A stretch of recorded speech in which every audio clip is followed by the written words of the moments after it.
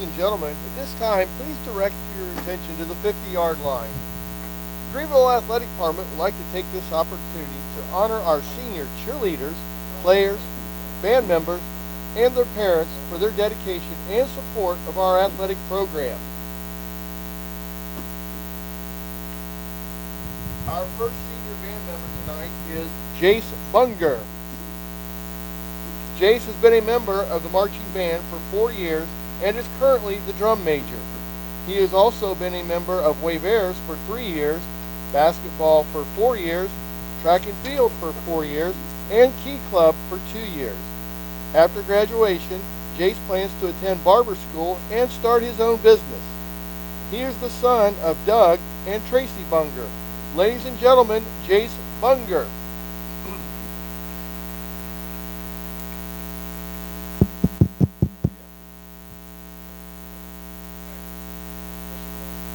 Our next senior band member is Michaela Dobson.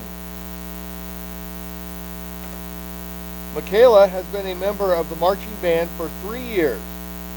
She has also been a member of the drama club for 2 years, large group speech for 1 year, individual speech for 1 year, mock trial for 1 year, and the academic team for 1 year. After graduation, Michaela plans to study graphic design at Cedarville University. She is the daughter of Bill and Grace Dobson.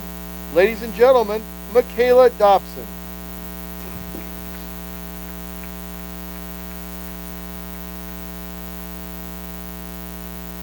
Our next band senior tonight is Haley Gilpin. Haley has been a member of the marching band for 4 years. She's also been a member of Girls Glee for 3 years, bowling for 4 years, pep band for 2 years, and symphonic band for 4 years. After graduation, she plans to attend Wright State University for music therapy. She is the daughter of Stacy Gilpin and is being escorted by Jody Gilpin, Steve Osterholt, and Terry Gilpin. Ladies and gentlemen, Haley Gilpin.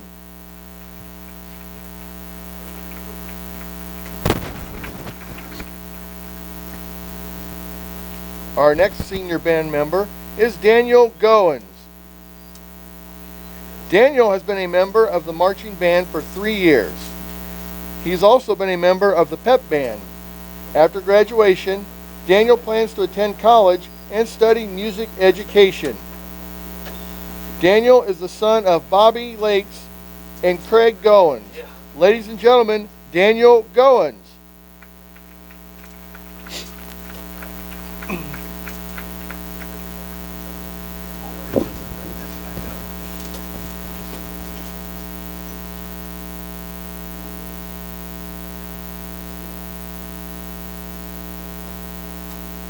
Our next senior band member is Brad Harper. Brad has been a member of the marching band for 4 years. He has also been a member of NJROTC for 2 years, symphonic band for 3 years, and track and field for 4 years. Brad plans on going into the workforce after graduation. He is the son of Todd and Susan Henry. Ladies and gentlemen, Brad Harper.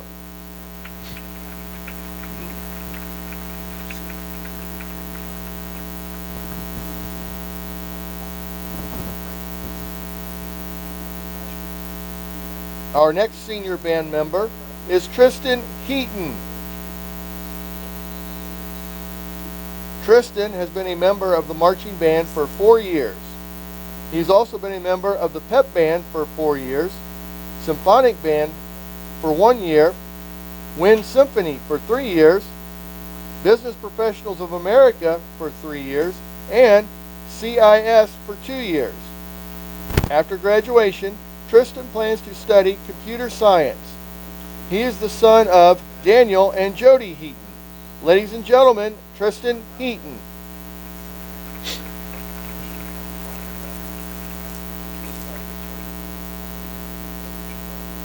Our next senior band member is Sarah Mcdaniel. Sarah has been a member of the marching band for 4 years. She She has also been a member of the Spanish Club for 1 year, Business Professionals of America for 1 year, and the Pep Band for 4 years. After graduation, Sarah plans to become a mortician. She is the daughter of Jennifer and Gregory Peck and Troy and Mary Beth Mcdaniel. Ladies and gentlemen, Sarah Mcdaniel.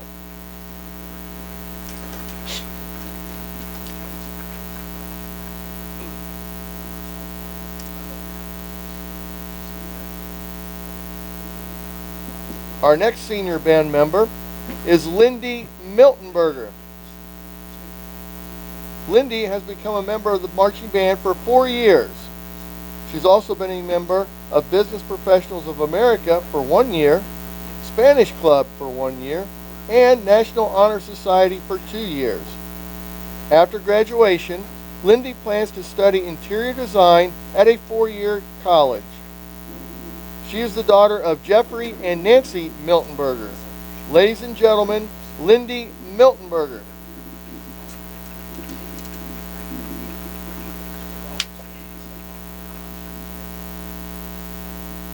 Our final senior band member tonight is Ethan Cutweiler.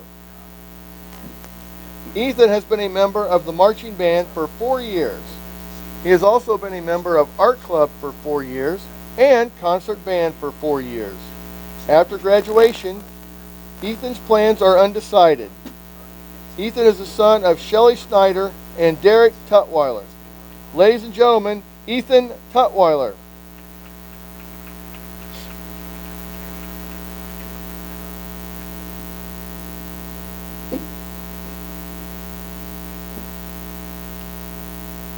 And now our senior cheerleaders. Our first senior cheerleader tonight is Aubrey Evers. Aubrey has been a member of cheer for 3 years. She has also been a member of track and field for 1 year, FCCLA for 2 years, and orchestra for 4 years. After graduation, Aubrey plans to study to become an orthodontist. She is the daughter of Stephen and Sally Evers. Ladies and gentlemen, Aubrey Evers.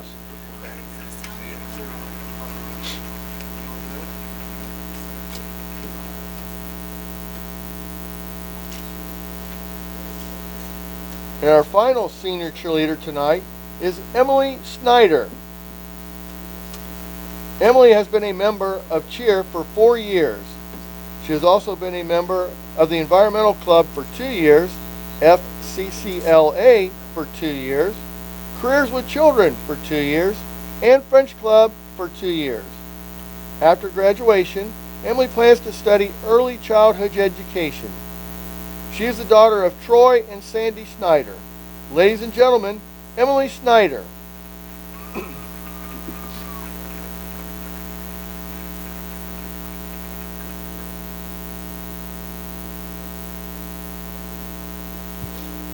And now, our senior football players.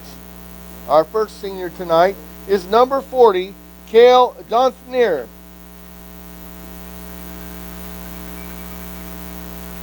Cale has been a member of the Greenwave football team for 4 years. He has also been a member of the financial specialist for BPA engineering program and is a scholar athlete. After graduation, he plans to study mechanical engineering and HVAC. Cale is the son of Stephen Donthnier.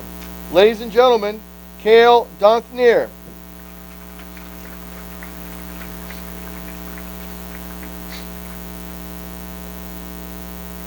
Our next senior tonight is number 58, Isaac Elliott. Isaac has been a member of the Greenwave football team for 4 years. He's also been a member of engineering program for 2 years and BPA for 1 year. After graduation, Isaac plans to study to become an electrician. He's the son of Ed and Renee Elliott. Ladies and gentlemen, Isaac Elliott.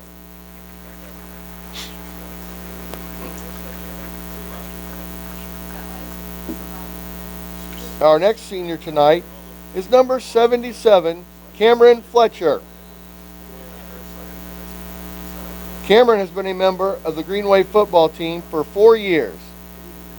He has also been a member of the basketball team for 3 years, baseball team for 3 years, and is a scholar athlete. After graduation, Cameron plans to study sports management. He is the son of John and Renee Fletcher. Ladies and gentlemen, Cameron Fletcher.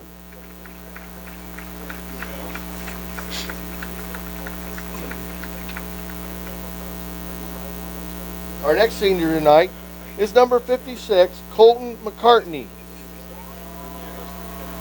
Colton has been a member of the Greenwave football team for 4 years.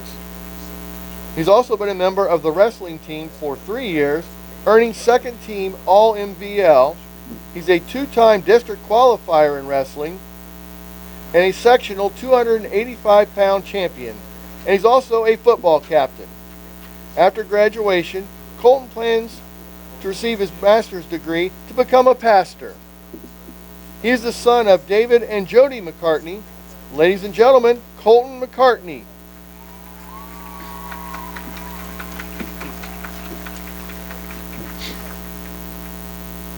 Our next senior tonight is number 23, Connor Mills.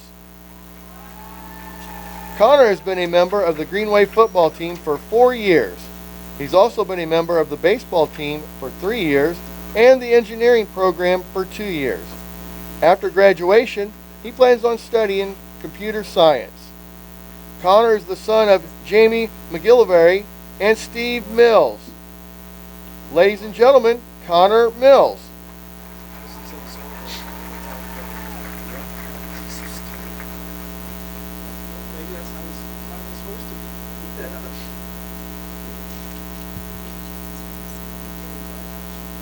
Our next senior tonight is number 68, Luke Pereira. Luke has been a member of the Greenwave football team for 4 years. He's also been a member of National Honor Society. He's a member of FCA and the engineering program for 1 year. After graduation, Luke plans are to attend a trade school. He is the son of Nick and Shauna Pereira. Ladies and gentlemen, Luke Pereira.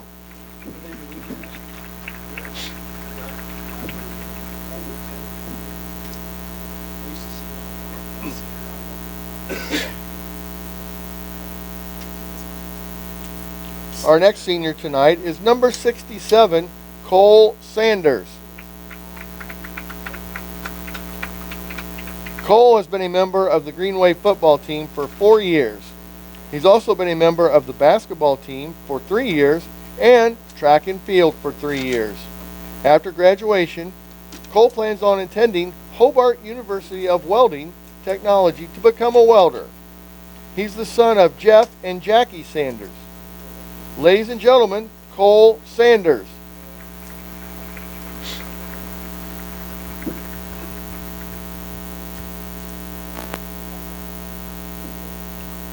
Our next senior tonight is number 25, Hayden Sharp. Hayden has been a member of the Greenwave football team for 4 years.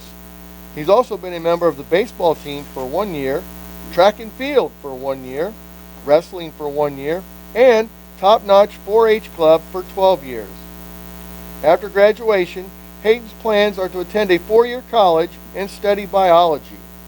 He is the son of Denise and Ryan Brandenburg and Monty and Christina Sharp.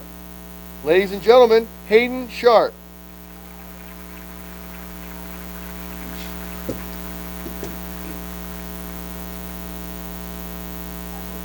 Our next senior is number 6, Logan Syberry. Logan has been a member of the Greenwave football team for 4 years. He's also been a member of track and field for 3 years and is a member of the National Honor Society. After graduation, Logan's plans are undecided. He's the son of Terry and Kimberly Syberry. Ladies and gentlemen, Logan Syberry.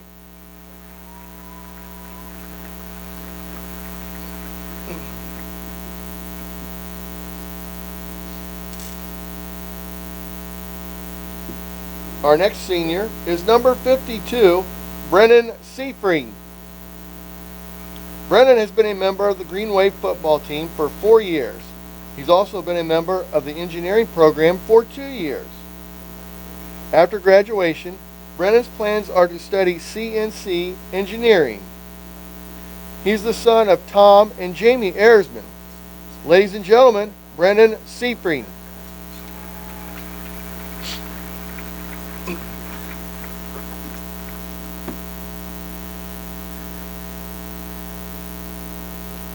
Our final senior football player tonight is number 63, Alex Strait. Alex has been a member of the Greenwave football team for 4 years. He's also been a member of National Honor Society, Wind Symphony for 3 years, Fellowship of Christian Athletes, and track and field for 1 year. After graduation, Alex plans on pursuing a degree in civil engineering. He is the son of Scott and Julie Strait. Ladies and gentlemen, Alex Strait.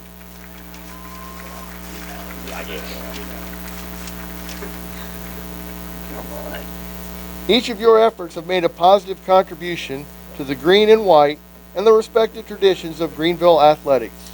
We are very proud of each of our seniors. Thank you for your time, effort, and commitment. And a big thank you to the parents of our seniors for their support.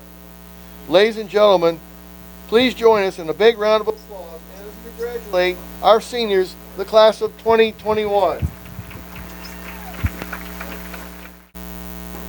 Good evening, everybody. I'm Ty House, along with Alex Warner. We'll be bringing you tonight's action as the Greenville Greenwave play host to the Tippecanoe Red Devils. Should be a good contest tonight. Tip City coming in with a nice win, their first win against Vandalia Butler. Wave coming off a tough loss to a real strong Sydney team this year. You come in tonight, Alex, you mentioned earlier, we looked at some of the stats. These teams are not that dissimilar in terms of statistics. No, you take a look at it. Offensively, in the 10-team MVL, Tip is 9th, Greenville 10th. Tip is 5th defensively as a team, Greenville 6th, and yet when you look at the scores, we got beat by 56-0 by Sydney, and they pulled off a 30-13 win over Butler. I think it came down to Greenville. We had 6 turnovers in the first half that led to 4 touchdowns in a matter of about 5 minutes, and that blew the game open really early. Kind of took Greenville took a double shot there and couldn't never recover. Yeah. But tonight's a different night, so it's a senior night here. So it's only the second game of the season, but beginning because of a 6-game schedule and then 3 home games, everybody's trying to get the seniors recognized, and justly so, for both our seniors that are tonight was football players, cheerleaders, and band members. So we're trying to get those taken care of early on, and then our next home game, we got homecoming. Whether we have a homecoming or not, we'll find out. But you know, Ty, this is going to be interesting to see what Coach Bart Schmidt and his staff have put together. We're going to look for steady improvement. We talked a little bit at the end of last game where we have an inexperienced ball club. We lost a lot of seniors that were all our skill position people that started 2, 3, maybe even 4 years in some instances. And so without any preseason scrimmages this year due to this COVID virus going around, it was a learning experience, and we talked about how it's a big difference between practice speed and game speed. And Sydney came in with a nice ball club, an experienced ball club, and this is kind of like this Tip club that comes in tonight too.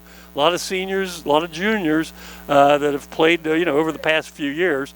So it's going to be interesting to see how much improvement Greenville has from one game to the next, and it'll be the same way for Tip City also. Sure, both teams are going to be improving as the season goes on. Again, without any scrimmages, makes it a tough start. Greenville in particular, as you mentioned, not making excuses against a really good Sydney ball club. Right. But they were just out of sync that night, and you're right. The first time a lot of these fellows have played in a varsity game in a strategic situation. Yeah. So anyway, should have an exciting game tonight, hopefully, and the Wave can come back and pull one off. Yeah, Todd, we might mention this is a first for us. This is our 15th year of doing high school football games. We're a simulcast here tonight. We're streaming live here on a YouTube website. Plus, we'll also have then the tape replay on our YouTube website, which is the Wave at GHS. So doing a little double duty tonight. Chip Caldwell's son, Matt, came over from Tip City, and they've set up this streaming here tonight. And so it's going to be kind of interesting. I don't know, did they say anything about pay or? Matt's got his son plays football for Tip City, quite a good running back. So he gave me $20 to say some good things about. If we pump him up, we'll get a little something out of that. Anyhow, tip too. So we're glad you folks can join us live here streaming, as well as what you'll see these replays later on YouTube. But Todd will be back in a little bit, and we'll take a look at some more pregame activities here. Once again, as you get ready to watch the Greenville Greenwave play host to the Red Devils at Tippecanoe High School. We'll be back in just a moment. Welcome back, everybody. Ty House, Alex Warner bringing you tonight's contest, again, as the Greenville Greenwave play host to the Tip City Red Devils. Alex, we got some stats to take a look at here. We mentioned earlier where the teams statistically aren't that much dissimilar. Yeah, and we take a look at some individuals here. First of all, let's take a look at the visiting Red Devils. Quarterback tonight, number 15, a senior, Troy Taylor, ran for 58 yards. It was 415 passing-wise. Griffin Caldwell, and we'll get this so Matt's happy down here. Junior running back. Where's number 7? You'll see a lot of him. Had 16 carries for 85 yards. They have 2 wide receivers, both Nick Shirley as well as Isaiah Hoover, and they both had 2 receptions, one for 35, one for 26. Shirley, one of the receivers, also ran a kickoff back 94 yards for a touchdown, so we're going to have to watch him on special teams. They have a kicker who was 4 for 4 in extra points. That's Owen Haddon. And then defensively, they were led in there by 2 juniors. Kate Everhart had 11 tackles. Jason Rindler with 8 tackles. So those are names you're going to be heard quite a bit out there. And then, Ty, you want to take a look over here on the Greenville side of the ledger? Yeah, our quarterback, Hayden Bush, was just 2 of 12, had 3 interceptions, but a lot of pressure to get his first varsity start. So we know much improvement will come from him. We've seen him in practice. Connor Mills, our senior, ran for 16 times. You'll see a lot of him for 75 yards. A nice player coming back. Alex Baumgardner had 1 reception for 24 yards. And the great punting only averaged about 20.7 yards. But there were 2 blocks. Yeah, 2 blocks, yeah. Above the turnover, so had a problem there. DJ Zimmer led all the wave with 9 tackles. A really up-and-coming junior, really good ball player. Colton McCartney, senior, 5 tackles. Hayden Sharp, a linebacker.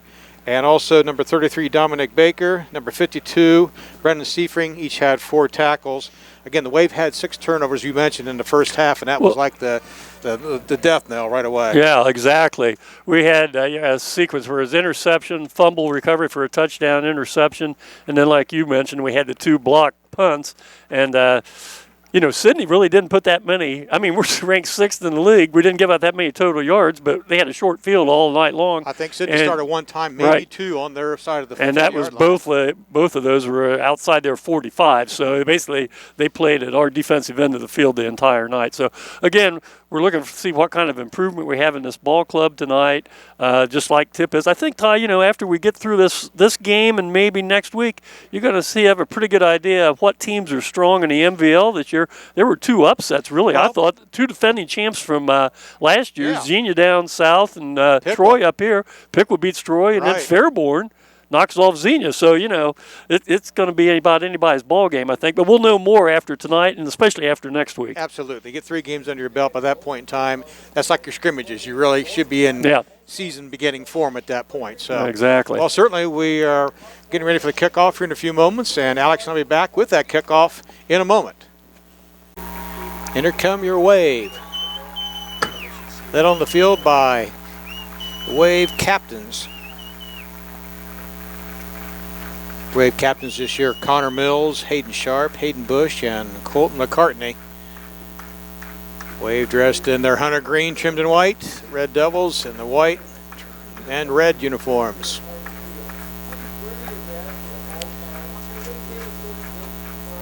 A good crowd on hand again tonight for the Wave. Again, they are spaced out like families, and following the COVID-19 protocol, everybody's got their masks on, so we appreciate that. Greenville standpoint, thank you. And looks like the players are positioned away from one another, as well as Tippecanoe's team. So a lot better than Sydney last week. The Sydney was all huddled in a bunch the whole game. But so congratulations to Tip City.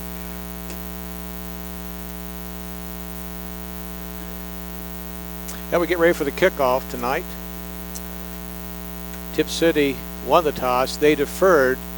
And so Greenville will kick off. Kicking off for the Wave, number 6, Logan Syberry.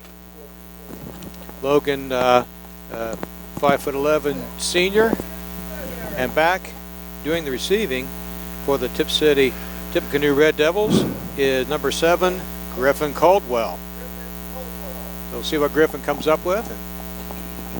Well, Ty, this is only the second time we've kicked off this year. That's right. We didn't score last week. We had one kickoff, and let's hope that defensively we play well tonight. And it's an onside kick, and boy, covered it's immediately. recovered. Boy, nice hands. Yeah, Tip comes up with the ball at their own 48, 49-yard line, so great field position to start with. So a gamble to open things up tonight didn't pay off quite like Coach Bart Schmidt's wants. And, well, Tip will come out now, and I assume it's going to be the Taylor boy at quarterback, Troy Taylor. We'll see. That was a nice recovery by Jakey Kramer on that kickoff. It was a line drive low when he jumped right on, so nice move. It looked like a catcher, kind of blocking a pitch in the dirt, didn't it? Good job on that. Yeah. All right. Well, there we go, 1st and 10. Well, good field position for Tippecanoes are on their own 48-yard line. Yeah. So this is Troy Taylor, the senior, ran for 58 yards last week and hands off to number 22 in there. Takes it out, gets a couple yards. That's Jason Rindler in the Nice stop run. by the Wave, yeah. Nice tackle. Like in there was DJ Zimmer, a couple other fellows for the Wave. DJ had a really nice ball game last week. You know, sometimes you get lost in a team that gets beat that bad, but he did. He played a real good game. A couple other fellows did too. Kind of get lost in. Here's the other side. This is Caldwell on the outside. Nice tackle in there. Oh, there's a flag on the play. I'm not sure what that's going to be. Going to be a hold against Tip. Let's see. We'll see. Yeah, holding against Tip. So that'll negate a 4-yard gain and move them back 10. I think Coach Schmitz will take that. Let's see what Bart Smith might mention. Head coach for the Wave, Bart Smith, and his longtime crew back with him: Adam Everwine, Nathan Stutchell, Carl Butts, Cody McKenzie, Doug Schmidt, and Dave Schmitz.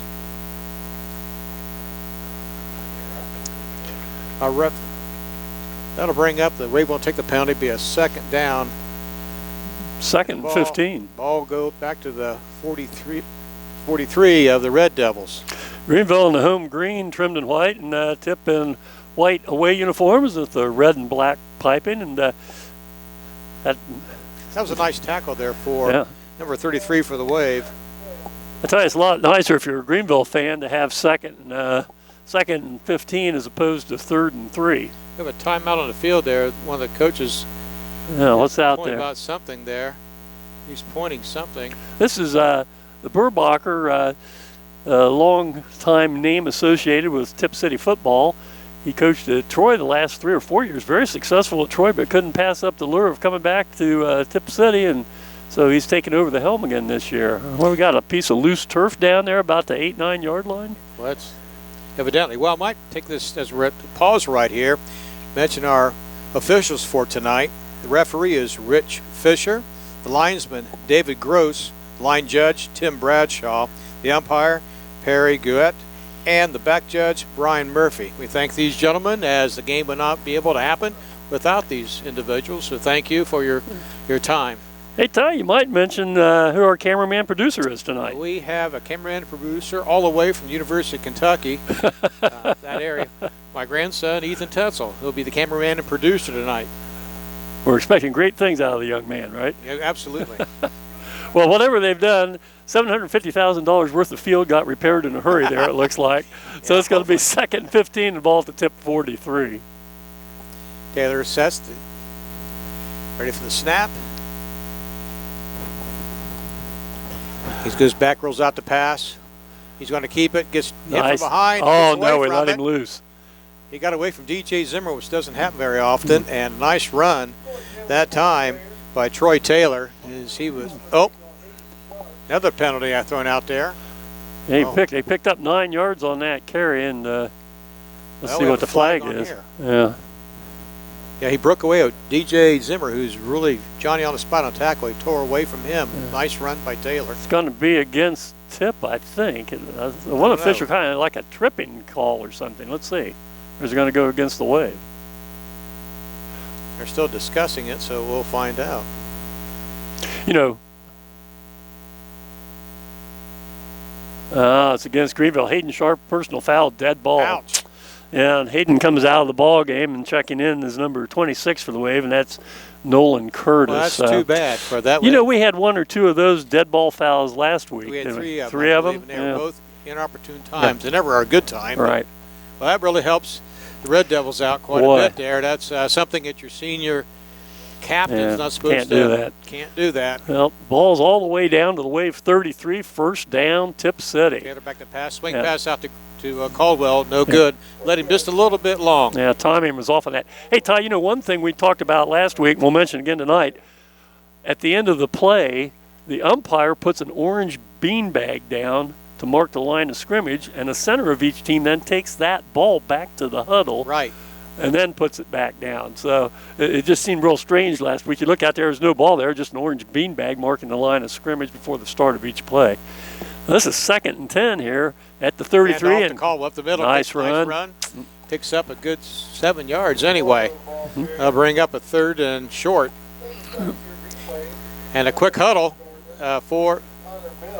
Yeah, the umpire won't mark it. He's got to put his beanbag back in his pocket. Quick handoff, Caldwell up again, right to the right side. And got the first down. Good surge there. Good offensive line play that time. It kind of puts the Wave defensive line on their heels, and Griffin Caldwell followed behind and picked up the first down. So Tip with their second first down here, Ty. Couple nice runs right there. Tip City kind of up tempo here, looking the sidelines for the play. Got 2 wide receivers spread out wide right, 2 left, so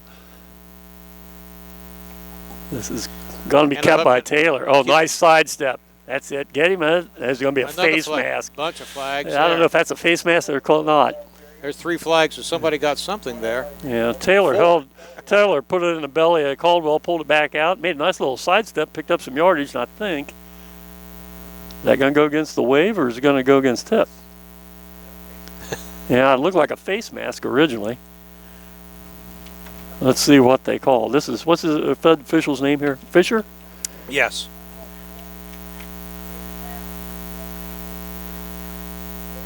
Offsetting penalties. Wow, that's a break for the Wave there. Yeah. Unfortunate for the Red Devils. Yeah, face mask against Greenville and then holding against Tip. So flags are flying frequently here in the opening series, aren't they? They are. Yeah, we've only played 1 minute and 40 seconds. That's about the 3rd penalty, maybe the 4th already called here. They had 4 flags on that play. Everybody saw something. Well, that's kind of looked like first down and 10 again. Kind of looked like laundry day around the Warner household there for a second. It's clothes everywhere. Hand off. Spent out there outside. Oh, nice cut. Good stick there by the Wave.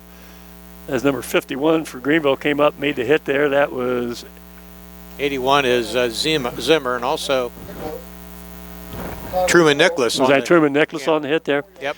That's going to bring up a 6 yards, 2nd and 6 ball at the Wave 18. 9:45 to go here, opening quarter at Harmon Field on another beautiful night for high school football, Ty. You bet. Get him. Got him for a loss. Yep. Attaboy. Yeah, good loss. Back to the 25. Number 56 for the Wave, Colton McCartney, the senior, makes a big play. That's a 7-yard loss there. Bring us a long 3rd down now, 3rd and 12. Colton shot the gap that time, and Griffin Caldwell got the ball in about 2 steps, and he was hit. 3rd and 12. Checking in for the Wave, number 10, Alex Baumgartner, coming out. Number 63 for the Wave, Alex Strait. Timeout for Greenville. Well, we have a timeout on the field. We'll take a timeout here. No score here with 9 minutes to go in the 1st quarter. Welcome back, everybody. Well, big 3rd down play for the Red Devils coming up here.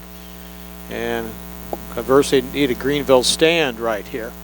And Greenville called timeout. They must not have liked the way things looked as far as their defense against that formation. And some personnel adjustments. They solidified. I see Zimmer moves inside. Let's see if Troy Taylor goes to the air. He's got hit from behind. Oh, my. Oh, through the hands. That was Million Bryant on the coverage for the Wave. And number, who was that, 16 for Tip City? Yep. Zach Patera was the intended receiver, just on the outstretched hands of him. He had a step on it. Well, let's see what Tip does here. Ball's at the 25-yard line, 4th and 12, and that'd make a long field goal, so might as well go for it. Gonna go for it. 4th and 12. Back to passes, Taylor. Oh, he's got time this time. Across the middle and hits the ground first, I believe. Yeah, incomplete. Yep, hit the ground first and up. He got a nice move inside, but covering for the Wave, number 13, Million Bryant, did a good job.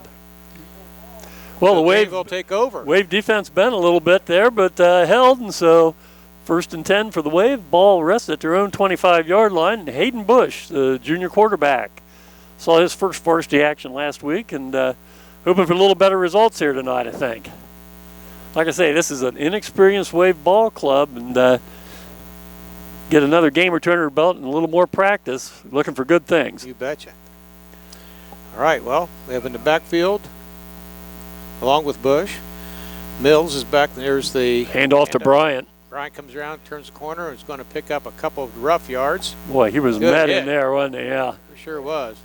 Number 4. Number 4, Nick Robbins. Nice stop for the Red Devils. Yeah, senior defensive back. But the Wave did pick up, looks like a good 3 yards, maybe 4, so bring up a 2nd, and we'll say 7.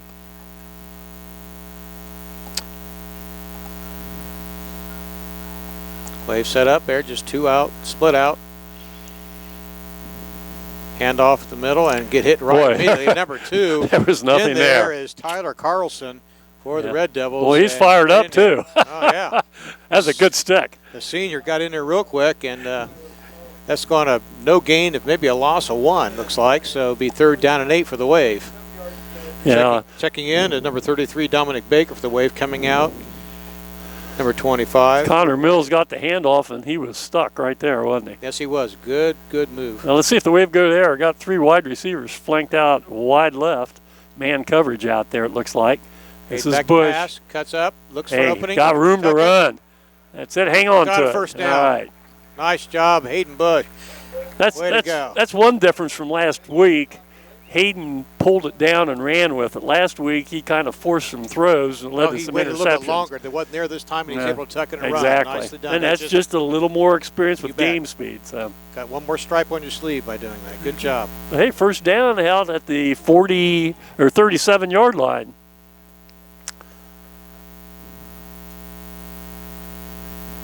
Well, they've been tight. Looks like a better job so far in the snaps, too. We had a little trouble last week on that. DJ Zimmer. No, it was Cap. Off, and Cap going to get maybe a yard gain for the Wave. Brought down by, looks like number 70. That's Braden Swank, senior, 6'2", senior, big man up the middle. Tip's got some beef up front, don't they? They got some moose-a-roos there. Number 7, he just made that tackle, is one of them. It's 281 pounds of man out there. They've got us a little outmanned size-wise along the line of scrimmage right now, don't they? This is most cases for us. Yeah, 2nd and 9. There. Yeah. Boy, that was stopped by a whole host of Red Devil tacklers that there. time. On the bottom, like number 21, Coyd Everhart. Nice tackle. You know, it's good to have Tip City back in the league with the Miami Valley League now. For a long time through the 70s, early 80s, that was in the Southwest Buckeye League, had really good rivalry with Tip City. So they've grown and we've dropped as far as student enrollments. We're basically the same size now, and it's good to have them in the MVL. Actually, I think it's a good fit. Bigger than might be. Greenville. Might be. Butler and Greenville, the smallest, I believe. This is pass Sharp. 3rd and 5, 3rd and 9. Out there in trouble. Get out of there, Hayden. Throws it away. Well, that's a good place to throw it. That was good pursuit and also good coverage by Tip that time. Brings up 4th and 9. So let's see how we do as far as getting kicks off here this week, Ty. We struggled a little bit last week, didn't we? Yes, we did. What's interesting is like a Greenville player has to go pick up the ball. Last week, there's like a bad pass like that. One of the other team picked it up, they handed it back to the ref, and they said, no, you can't do it. So the center has to run all the way to get the football. You never know, man. That thing might be loaded with coronavirus out there. Well, this is Logan Syberry back. He kicked a little bit last week. Nolan Curtis had some, and so no! And the ball goes off one of the 3 blockers in the punt formation, and boy, that is something. There's a penalty there. That's a late hit there, probably. Oh no! I hope that's not on Hayden Sharp again. He was downfield, and he might have. Oh, my. Ty, have you ever seen that? I've never seen a snap hit one of the blockers in a helmet like that, or wherever it hit him. Well, our first 2 games we've seen about every kind of snap imaginable, haven't we? I guess. Yeah. Usually they spread that out just a little bit and then close it up when the ball goes by. Let's see what we've got here. Dead ball foul, probably. I think Hayden Sharp will. That's 2 of them. On him. Holy cow. Well, there's 30 yards. As long as that young man, he needs to get those back somehow. Yeah, it's senior night, and I'm not sure in college 2 personal fouls like that. Is that? I think it depends on the type of foul. Maybe so. Well, boy, this really puts the Wave in the hole. And great field position for Tip City on another turnover by the Wave in their kicking game. Yeah, if you're grading that at home, that's a D right now. Oh, my. Yeah, insult to injury there with the personal foul after the ball was whistled dead. This is Taylor all by himself. Fakes it. Uh-oh. Get the head fake. Got the man. Oh, nice pass. Play. Nice catch. Beautiful touchdown pass. Tip. Nick Shirley on the reception. Taylor to Shirley. What a nice pass and what a nice reception. That was a well-designed play. And this had Taylor alone in the backfield, and it looked like he was going to throw like a little bubble screen out to Caldwell behind some blockers. Pumped it. Defensive back bit. Boom. Laid it out there. Nice pass. Nice catch. And it's 6-0 Tip City with 6:04 to go here in the opening quarter of MVL play here at Harmon Field. A pretty play. Nicely executed by the Red Devils. That was very nice. Well, back for the extra point is number 1, Odin Hayden. The snap will come back. Yeah, he's perfect on the season, 4 for 4. Did I jinx him? And it's good. Yeah. Well, Tip City goes up. Yeah. 7-0 with 6:04 remaining in the first quarter. Yeah, let's keep it here, Ty. Let's take a look at some of the other games around the Miami Valley League here tonight. Piqua, who had an impressive win over Troy last week, travels over to Vandalia, the team that Tip beat last week. West Carrollton goes to Fairborn. At Fairborn, nice win. They've got a good running back. His name's Warner, no relation to me, but the kid can run. Back, yeah, I remember him from last year. He had a big game the other night when they knocked off Xenia. Sydney at Stebbins, and I tell you, we'll find out just how tough Sydney is through the next week or two, because they certainly impressed us last week, didn't they? Yes, they did. They got a nice ball club. And then a big game right there for both teams. Well, I'll tell you, you got 2 teams that were defending champions from last year in their respective divisions, both suffering losses. Whoever loses this game, you might as well, they're out of it as far as, league play. So that's a must-win for either one of those teams. So Greenville next week travels over to Miami County and takes on the Piqua Indians, and then the Tip Red Devils are at home against the Fairborn Skyhawks. Well, Ty, we kind of shot ourselves in the foot there, didn't we? Yeah, I know. We did it loud. We only had 3 toes left after last week. Now we're down to 1. Well, we started on the other foot. So, boy, nice kick by Haddon.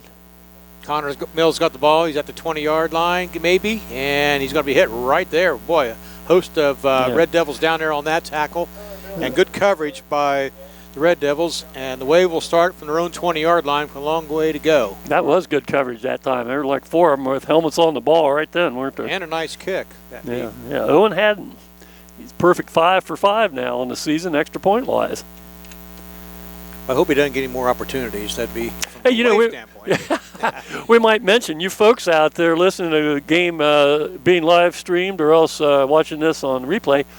All you have to do is get on and look up Miami Valley League on Google or your search engine, and they have great stats every week. Brings you up to date not only for teams but individuals. It's just a really good website, and that's where we get most of our information. Yes, exactly. And what we can't find, we make up, right, Ty? That's right. That's right. No one challenges us. So. No one challenges us. We're out of first place. Went nowhere. Went nowhere that time. The host of Red Devil tacklers on the play, so make it 2nd and 10. Yeah, even lost a little bit. 2nd and 11. Yeah, the line is being dominated by the Red Devils at this point. 2nd and 10. Back. Those quick outlet pass. Okay, this is Bryant with the reception. Yeah, Million Bryant. Got maybe the yard back, but that's about all. Good coverage by number 33, I believe, for the Jacob Kramer. Nice tackle by the Red Devils. They got a senior squad here. That's a junior there. Junior, senior players out there. Jacob, a junior, nice play on that one. Just in the early going, just what we've seen so far, I like how Tip streams to the ball. I mean, they are there. It's not just one guy. It's 2 or 3 right at the same time. Well, big 3rd down play for the Wave. Yeah, we got to move the ball out a little bit. We're still a little deep in our. And across the middle. Oh, picked off. Threw right in the hands. Incomplete. He says it hit the ground. Oh, I thought he caught it. Wow. Yeah. Do you think it? Oh, I think he caught that. If they didn't count that, that was too bad because didn't have to move anything. Yeah. Nick Robbins stood right there and the ball went. That was the umpire that called that too, if I'm not mistaken. Wow. Well, boy, it looked like a catch from here, and yeah, I hate to. Wave video says that was a catch, right? Looking down the tip end, they're saying it was a catch too, of course. But well, here we go, another adventure in kicking for you Wave fans. Let's see if we can get this snap here. That's 3 bad snaps, or having 3 bad results from snaps, just in a little over 4.5 quarters. This is Syberry back to kick.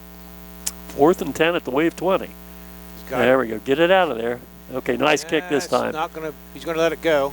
Yeah, good we got a wave roll. Bounce there, but keep rolling for the wave, and it's gonna be down around that's the 37, 36 yard line. Yeah, that's a 43, 44 yard punt. So good for Logan Syberry. Had just enough time to get it off and had a decent snap that time. So. Well, your score, 7-0. Tip City with 4:27 remaining here in the first quarter. If you've just joined us, Tip City had a nice run, or a touchdown, a nice pass, perfect pass to Taylor Shively, extra point made by Owen Haddon to have 7-0 lead. Well, let's see what the Wave can do defensively here. This is third possession here in the first half. 4:27 to go here in the first quarter, and Tip at their own 36-yard line. Quarterback keep right up the middle. Read that. Breaks a tackle. Fumble the ball.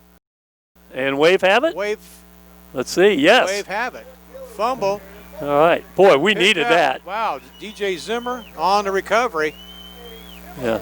If you're a Wave fan, that's what you wanted, and a Tip fan. Taylor had a nice move. Nice run. Probably came close to picking up the first down and just popped the ball loose and Wave take over. Good field position. This might be some of the best field position we've had in this young season already. Starting 1st and 10 inside Tip territory at the 48-yard line. Let's see what happens here. Let's do something with it. Yeah, Taylor had a nice run there. It looked like enough for the first down, then the ball popped out.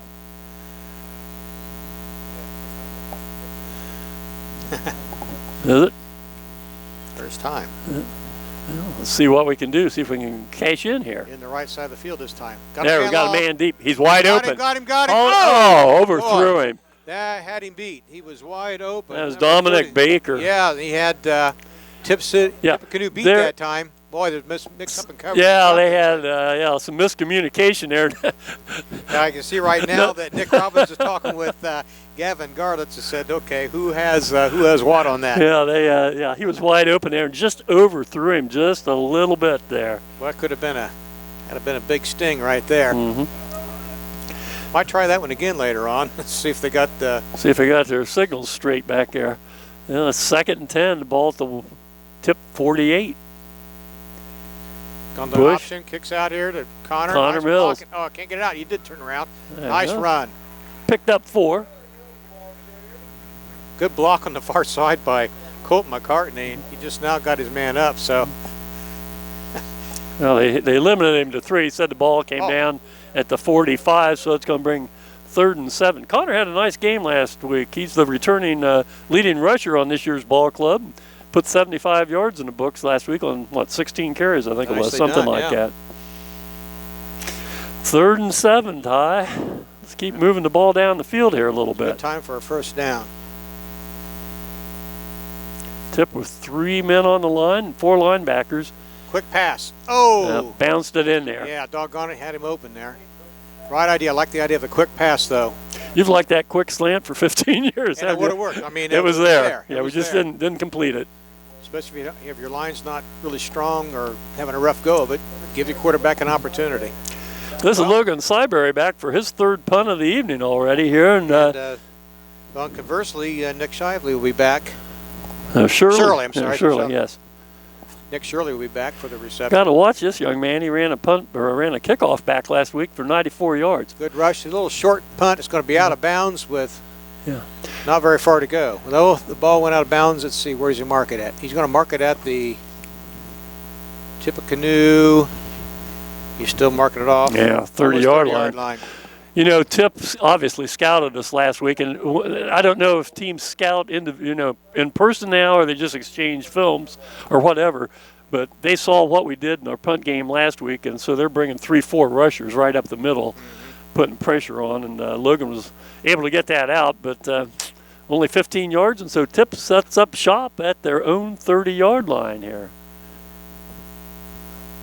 Well, Tip stopped the last time by a turnover, and Wave Hayden Sharp, starting linebacker, still on the sideline. So they have that 2 penalty rule. I think he's a little fired up on senior night as Griffin Caldwell picks up 4 yards. Senior night, emotions running high, and the young man's got 2 personal fouls here in the first quarter. So let him calm down just a little bit before we get him back in there. 3rd and 6. Tip City Red Devils come to Harmon Field tonight on a beautiful night for high school football. Quick fumble. Oh, and he bounces right back to him. Oh, what a recovery. He's going to get the first down and then some. Pushed out of bounds finally by the Waves' Connor Mills, but a bad snap. He went to throw it, fell out of his hand. He picked it up and was able to make roses out of a socks here on that. Yeah. Good job. Takes it all the way out to the 48-yard line. Yeah, ball was back about the 30-yard line, and ended up picking up about. That's just a good athletic move, though. It's a good quarterback. 18 yards. Yeah, got a fortuitous bounce there too. But a good play regardless. So this is 1st and 10. Pass out. All right, we defensed that well. The Wave did that time. He was out there. That's I tell you what, a bubble screen, is that what they call that? A little pass out in the flat and has 1 or 2 blockers ahead, and the Wave read it well. And Curtis Nolan was out there on that tackle. Nicely done. Nolan Curtis. Him too. We'll pick up some other games around the area involving Darke County teams here in just a little bit, and maybe take a look at a couple of the Miami County teams for you folks out there and Tip listening to this game as it's being streamed live. 2nd and 9 at the 49. Caldwell, nice run. Uh-oh. Breaks loose. Yep. Big run. Boy. That's a 17-yard pickup down to the Wave 36-yard line. Nolan Curtis, nice tackle, come from the backside linebacker to save a touchdown right that time. If he wouldn't have had that, Griffin would have been on his way for a TD. So 1st and 10 on the Wave, 35 yards. Yeah, they're going to move it back a yard. They threw the beanbag at the wrong place. 36. They lost a couple beans out of that bag here. I'll take that back, too. That was a 15-yard pickup that time. 1st and 10. Back. Taylor looks long. Nice pass. Oh, off his fingertip. Oh, and they called PI. Yep. Yep, he grabbed him as he got by him. That was Dominic Baker. Yeah, that was a close call, but the official was right there. That's too bad from a defensive standpoint, but it was a pretty pass. Yeah, that was a nice pass that time by Taylor. It was there. Yes, it was. Yeah. In fact, they had 2 men going deep that way. I wasn't sure who that was going to start with.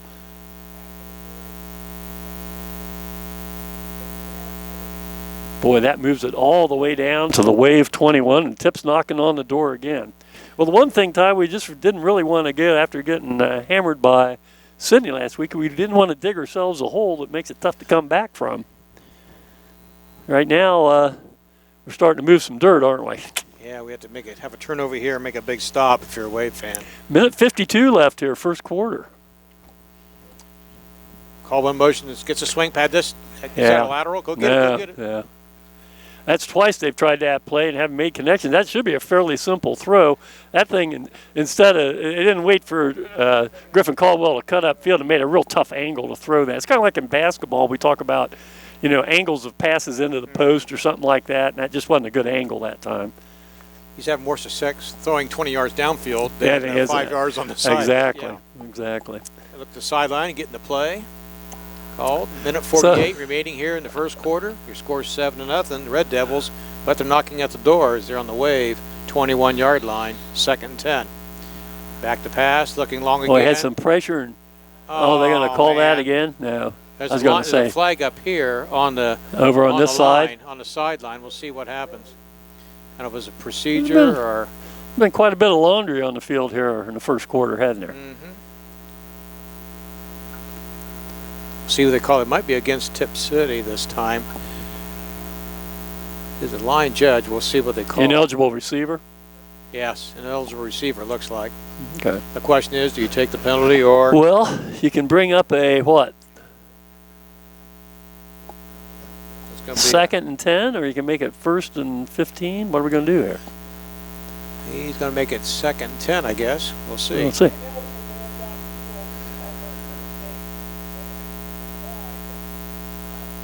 It makes it 3rd down. 3rd down. Okay. Well, 3rd and 10. Okay. Well, big play here for both ball clubs. Tip looking to expand on that 7-0 lead here as we near the end of the first quarter, and Greenville trying to stay in it. Oh, little shovel pass. Nice play. And as a hold, going to be a holding penalty. I think so. I think Red Devils going to call for a hold. That was a nice call that time. Pretty call. And it would have been successful. You know, Ty, I'm trying to think. We haven't really seen, at least for several years, too many teams work that shovel pass, and it's a sweet little play. Now, unfortunately, number 60 for the Red Devils was called on that holding. That was Davis Featherstone, 6'3" junior. Now, the Wave will accept this call because it negates a fairly substantial gain for Tip and possibility, if we can hold them on this play, moving them out of field goal range. So we'll see. Well, the bell's ringing, minute 31, clock running. Got to be a nice defensive standard for the Wave as Tippecanoe was on the drive. Boy, had some pressure that time. Oh, okay. Well, that's okay. And got a, late hit. Is that going to be roughing the passer? I don't know. It's in the backfield. Yeah, it's roughing the passer. Oh, for love of Pete. Yeah, that time it was Isaac Elliott. Another boy, for the Wave. That is what, 3 major penalties now? Golly, you had him down. Oh my! Oh, geez. And an automatic first down. Half the distance to the goal and a first down. My stars. Boy, we have hurt ourselves with penalties, haven't we, right now? And they're coming from seniors. And they're coming from seniors. There's something wrong with the discipline with that. I mean, this has been last game same way. Yeah. That's too bad. That is way too bad. Boy, that moves the ball all the way down to what, the 11-yard line? Oh, yes, 11-yard line. Wow. That's a major penalty.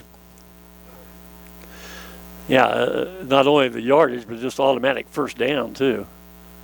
Or are they saying the ball's at the 14? Yeah, ball to 14. Okay, 14. Okay. Snap handoff to Taylor. Gets outside, have a missed tackle, nice cut. And in for the He's touchdown. in for the touchdown. Boy, that's too bad we missed a tackle out here about the 10, 12-yard line, and Taylor took care of it. He made a nice cut back, and boy, all of a sudden it's 13-0 in favor of the Red Devils. And that's a tribute to some of the, boy, Wave had him back there, and then you had a penalty of roughing the passer right in position. Right. And just like that, the Wave paid for that penalty in a big way. Well, Tip certainly converting and cashing in on some Wave miscues here and put their second touchdown on the board. And Owen Haddon in to try to go a perfect 6 for 6 on the season. Young man's got a good leg, doesn't he? Yes, he does. Puts it through there, and with a minute 8 remaining here in the first quarter, Tippecanoe jumps out to a 14-0 lead. We'll be back with kickoff in a moment. Okay, 14-0 score, ready for the kickoff. Back for the Wave, number 23, Connor Mills, and number 13, Million Bryant. I just found out this Owen Haddon's a soccer player and played on the Tip team who got to state last year. And boy, he can boom it right now. What, they've had a succession of kickers, haven't they? They really have had their fair share of really good kickers. This is Connor Mills. Gets off the 20, gets hang on to it. Spun around and finally pulled down around the 23 or 27-yard line maybe. We'll see what they spotted exactly. Kate Everhart was the tackler for the Red Devils. Wave will take over. We need a drive right here. If you're I was just getting ready to say, if you're a Greenville fan, we have to start doing something offensively with a minute and 2 seconds left and trailing 14-0. And you hate to say a big series, but this is a big series. We need to show some positive yardage this time out. Half the middle and nothing. Hand a cap. Yeah. Nice job. Yeah. Maybe gained maybe a couple yards. Nice fake. Faked the ESPN and the cameras out that time, didn't it? Sure did. It picked up, about 3-4 yards out of what I thought was nothing. So Nolan Curtis getting a lot of action right now. Hayden Sharp on I'm the not sideline. sure he didn't. Did he play? I don't think Nolan played last year football. No, he did not. No. I mean, he started, as a sophomore in the basketball team last year, and I don't think he'd played maybe since junior high. He's got some, grew it up a little bit, got a little thicker, and did a pretty good job out there tonight. Ball snap, Rats. Boy, did Tip get it? I hope not. That play was I think the word is discombobulated right from the get-go, wasn't it? Boy, oh boy, oh boy. They shot the gap there, and we put the ball on the ground and lost 3 yards and makes it 3rd and 10. Yeah, that's going to be the last play of the first quarter. So into one quarter here at Harmon Field tonight in MVL action. It's Tip City 14 and Greenville nothing. Ty and I'll be back in just a minute and get ready for the start of the second quarter of action. Well, welcome back, everybody, as we begin the second quarter of play. The Wave facing a 3rd down and 10 on their own 28, and really need to make something happen here. Certainly do. This is Bush. He's got Mills beside him. Pass, under pressure. Oh, going to go down. With number 75. That was a nice tackle by Lawson Cook, 6'1", 209-pound junior.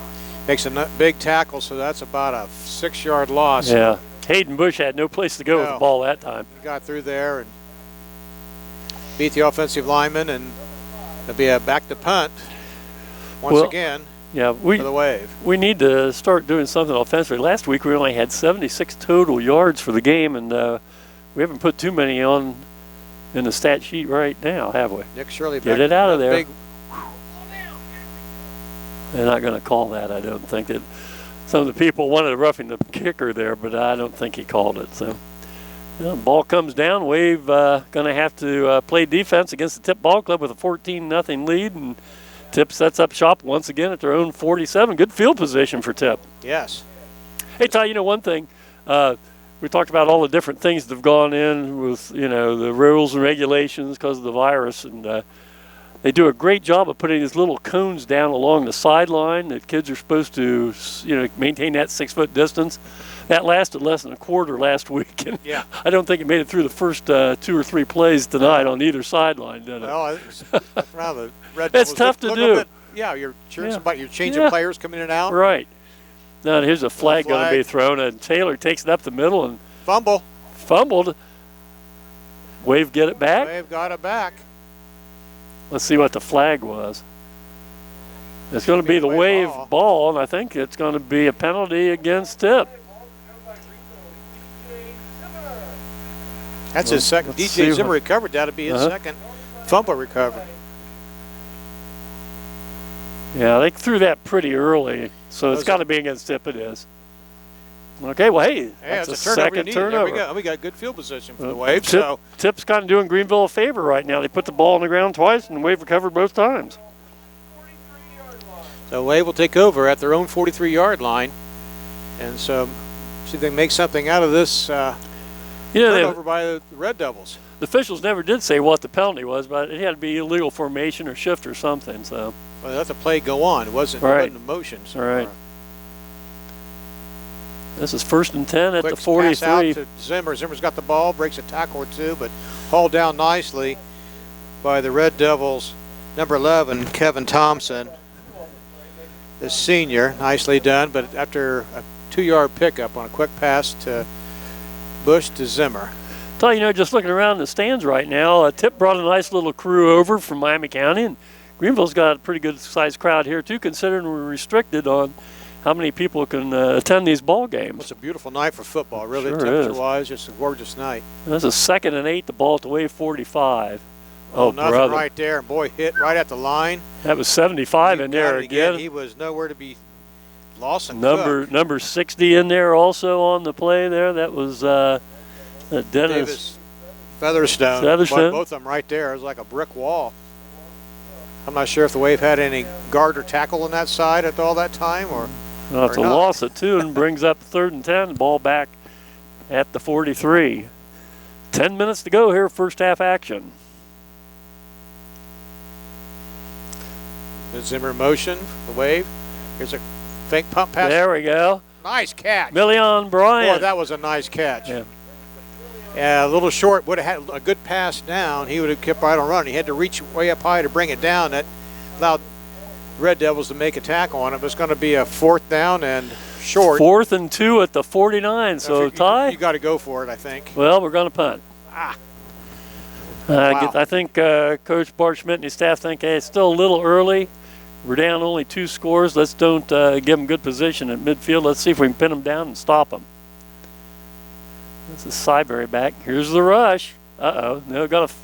Oh, boy. Yeah, that's why. You might as well go for it. Yeah. Okay, well, that's a great, I don't know, was it supposed to be a fake punt or just Red Devils got in there so quick and Syberry had no choice but to tuck it in. Regardless, big play by the Red Devils and not so good by the Wave. And that's an 11-yard loss there on 4th and 2. And Wave needs some momentum. 4th and 2.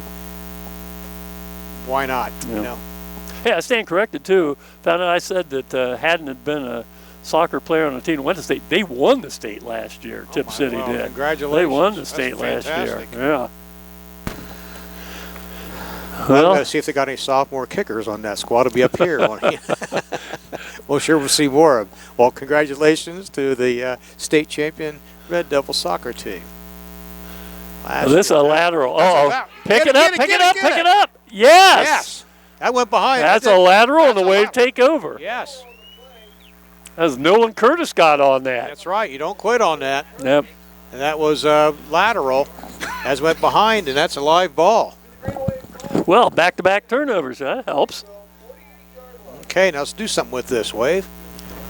Well, the Red Devils have given Greenville an opportunity here. Yeah. Kind of letting us hang around in this game, aren't they? Yeah, I think that was one where I'm not sure that Caldwell knew it was a lateral, and the only person did was the Greenville individual. Well, first down at the Wave 48. Come on, let's get something going here. There it is. DJ Zimmers. Boy, he got stuck too for number 2. Got him on there. Tyler Carlson, nice stick, but not after the Wave. DJ Zimmer picks up about 5 yards. Yeah. Okay, again, quick. We'll take 5 yards at a chunk. Yeah, if we're having trouble giving Hayden Bush time to throw, you got to get rid of it. And he's got the side to look at and across the middle where he's got something to do real quick. Like it. Nice job. Yeah, down to the 47, second time we've been in tip territory here tonight. See if we can take it on down and get on the scoreboard here for the first time this year. Oh, boy, tough going there by Nolan Curtis. He might have got a yard in there, tackling number 41. Number 9. And also 41 helped out. Yeah, okay. David Chavez and thank you. Khalib Tedesi. I'm not sure about how we pronounce that name, but he made a nice tackle. I think he credited that also with 41 in there as well, David Chavez. So third and 4. Long 4. Bush by himself in the backfield. There it is. That's it, right? Pop it. Yes. Nice. All right. Another first down for the Wave. That's a real first down. Not a right. A real first down for the Wave. Well, all right, nice move in here. 7:49. Yep. Left in the second quarter. Switched our strategy up just a little bit with that quick pass over the middle here, back to back, haven't we? Tip only brings 3 from the line, and they have, if they shoot a linebacker, that another story here. Nice catch by Bryant. Keep it going, Bryant. Keep going, buddy. Got good blocking downfield. Yes, Who's that in front of him that time? DJ Zimmer. Yes, nice done down there. Also Becker out there blocking number 51, Truman Nicholas. That's a switch there because Truman was playing defensive back, and all of a sudden switched uniform numbers. And he's snapping the ball. Doing a decent job. Yeah, I would say. I'm sure hasn't typically been a. He's not a big kid, but smart kid. 2nd and 6 at the Tip 33-yard line. Greenville starting to threaten a little bit here. Quick pitch. Uh-oh. Oh, we got time. Wow, that was fortunate. Yeah.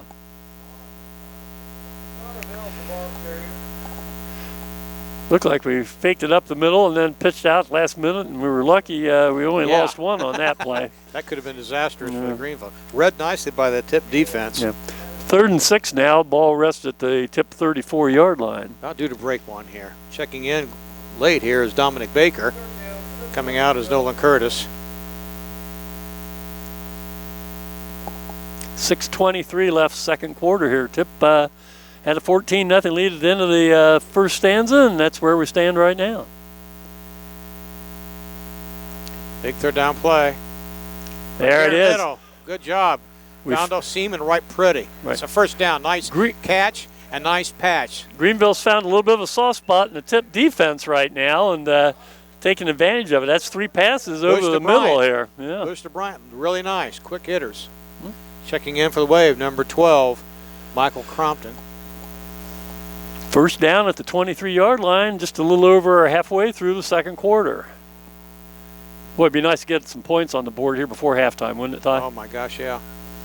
5:49 left in the half, clock ticking, 1st and 10 for the Wave. Ball near 23 of the Red Devils. Low snap, nice catch. Nothing there. He keeps it. Going to gain a few yards. Nicely done. Oh, and then got hammered. Stuck. Boy, what a stick by number 21 for Tip that time.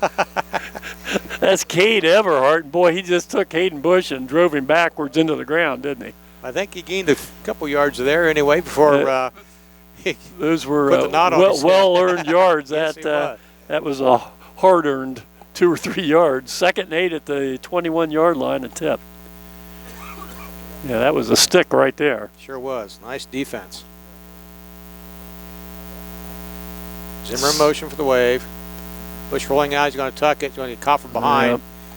Nicely done defensively. Number 11 for the Red Devils, Kevin Thompson, coming in and making the tackle from his defensive end position on the backside. Well, Ty, I'd say that this is 4-down territory for the Wave all the way. I don't even think we want to think about most certainly kicking here. Let's just take it on down here and stick it in the end zone here. Get some points somehow. Clock keeps ticking. 4.5 minutes to go here, and big 3rd down play. Although, like I said, it's going to be 4-down territory right here. Wide receivers 3 to the left. Fakes it that way. Look out, Hayden. There, finally caught it, Alex Bumgardner, but probably lucky if he got back to the line of scrimmage. Yeah, he maybe was a under yard. Pressure big time by the Tip City. In there, amongst others, number 41, David Chavez, a junior. But had a couple folks in there real quick. So that's a 4th down. The Wave will have to go for it here. Hayden did everything he could to get out of that mess and make it catch to pass to Bumgardner. 4th and 9. The ball rests at the Tip 22-yard line here. Well, Tip only gave up 13 points last week, and yet, shut the Wave out so far. Wave looking for their first score of the season. That's right. Good time for a screen pass if you had one. Well, there's a timeout on the field. The Wave called timeout with 3:35 remaining here in the half. Let's take a look maybe at some of the games involving county teams here tonight. Miss-Sinewa Valley at Arcanum. Those are 2 teams that both lost last week. I'll tell you, Arcanum was surprised. I mean, Tri-Village. Tri-Village must be loaded for bear. Stuck it to them. National Trails at Bradford. We also have Parkway at Versailles. And boy, Versailles looked impressive last week in a win over Anna. Anna graduated 23 seniors. Was that it? State. Yeah. Oh. So you lose. Anna, they lost 23 guys and won the state. That makes a big hole. And I tell you, a game between 2 undefeated teams. Of course, they've only played 1 game each, but a big game in the cross-county conference, and that is the Tri-Village Patriots, who put 50 on Arcanum last week, go up to take on the Tigers of Ansonia. And Ansonia scored 40. Right. That should be a really good ball game. Tri-Village, this is only about to watch their 3rd season, 4th season of varsity football. Yeah, they've started to get their act together down there in New Madison land. Playing there. They got some good athletes. Yeah. Like Sarver kid at quarterback. Yeah, so they've got some good athletes. It's going to be a good basketball team out of that, too. All right. Well, 3:35 remaining. The Wave looking at a big 4th down play. Of course, Red Devils want to keep the Wave out of the end zone here. Well, let's see what we have. We have Bryant wide right. I mean, he's out there with one-on-one coverage. Going to look that way and come back the other way. Throws in double coverage. Overthrows, trying to hit Bumgardner down here. I'm real surprised he had double coverage over here on Bumgardner, and it was just one-on-one on the far side with Bryant. I thought Bryant was going to angle in, get in front of him. I did too. An angle pass, and it was a lot of territory. Nobody was out there. But he had 20 yards out there to play with. Yeah, and no linebacker in the gap there. So, I don't know if that play was designed to go to Bumgardner, but boy, it sure looked like we had Bryant one-on-one in a open field over there. So. Yeah, sure did. Well, that's too bad. Oh, good. That was a that was good. stand. That was good coverage by Tip there in the end zone Again, too. double coverage and not even close. They had Bumgardner covered like a blanket. Well, Tip takes over. 3:30 to go, second quarter, and a 14-0 Tip lead. This is Caldwell with it. Hard running there, but he only got a couple yards and in for the tackle. Number 52 for Greenville. Brennan Sefring, nice job. This is about the poorest field position Tip's had tonight. See if Wave can stop him here, maybe get the ball back one more time. Greenville has 3 timeouts left here in the first half. Tip's down to, or no, excuse me, Greenville's got 1 timeout left. Tip has all 3 of theirs. 2nd and 7, the ball at the Tip 25-yard line. Motion, fakes a handoff, tries it up the middle, can't get away. Okay, boy, good. I think good tackle. Sefring's in there again. Brennan Sefring, a nice tackle, the senior. That's 2 good plays there by the senior. Yeah, also, I think Nolan Curtis in there to kind of help out too. Yeah. Nolan in there to dot the I. So good job. Well, big 3rd down play for both teams. Wave hoping for a stop here and maybe get the ball back. Red Devils taking their time, the clock running, leading 14-0 here. Taylor goes back to pass. Has been wide open. Yeah, nice catch. Good throw that time. Pretty all the play. way out to the 47. Nick Shirley on the reception. Again, that young man, there's a connection with Taylor and Shirley.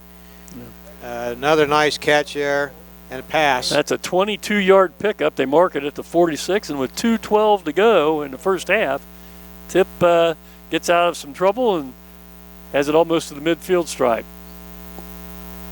Say, Tip has all 3 timeouts left in 2 minutes plays. There's a shovel pass. Right there, not fooled that time for the Wave. On the tackle, Nolan Curtis. And Nolan's done a real nice job there at linebacker tonight. Really good job, Nolan, Jr. I'm trying to remember. Last week he played more defensive back than he did linebacker, if I'm not mistaken. Yeah, for a little bit. Yeah. They're doing a good job here. And, you know, Coach Schmitz and his staff moving some people around, you know, trying to find where everybody's best suited a young ball club. That's a screen pass. Oh, what a nice call. Nice cut, too. Can you get him? Nice tackle by Connor Mills. Right. But, yeah, nice call and a screen pass.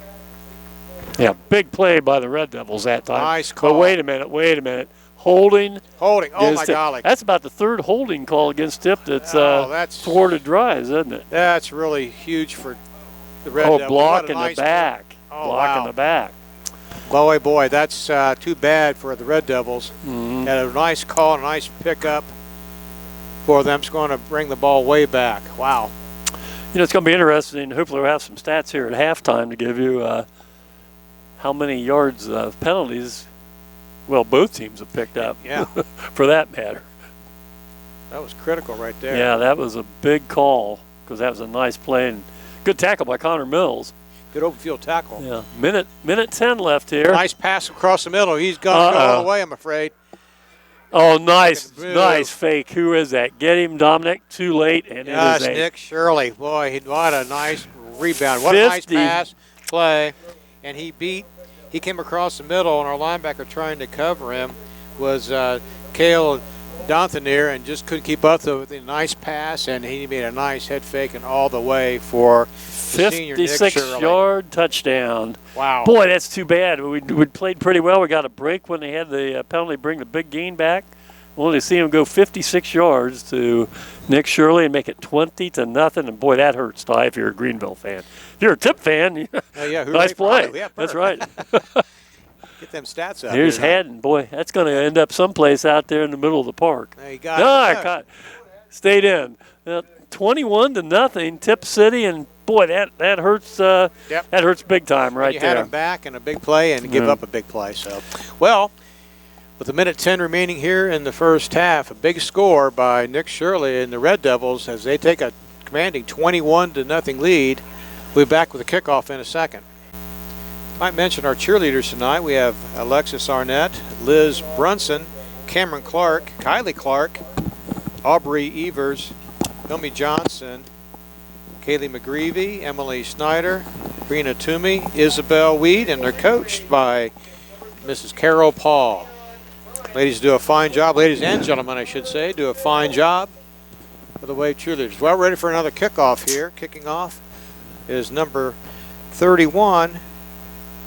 Doing the honors is Jackson Cleather. He's going to try to boot it. He puts it way down there. So Million Bryant can bring it back here. Get to the 20. Cut it up. That a boy. Good job. Had a little bit of a gap there. At least he held on to the ball. So. About the 25-yard line. So that's where the Wave will take over. It's a minute forward to try get on a scoreboard here before the half. The Wave will be having to make a big drive here, hopefully. Ty, you know, there's a little bit of a crisis arisen here in the press box. The pizza has not arrived here at halftime. Yes. You can see sweat starting to bead on the on the forehead of some of the occupants of the press box. There's only so much Gatorade a guy can have. That's right. Wave 1st and 10 at their own 25 here with 1 minute and 4 seconds left. And Bush, boy, hang on to it. There he is. Crunches ahead.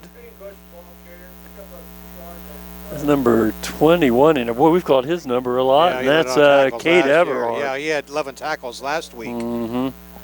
He's well on his way there. We got a timeout. Well, Tip calls it, you know, they might call another couple timeouts, maybe get one more shot at that's what they're thinking here at the end of the half. And suddenly the clouds part, the sun comes out, and the pizzas arrive. The camera people are suddenly manna from heaven has just come.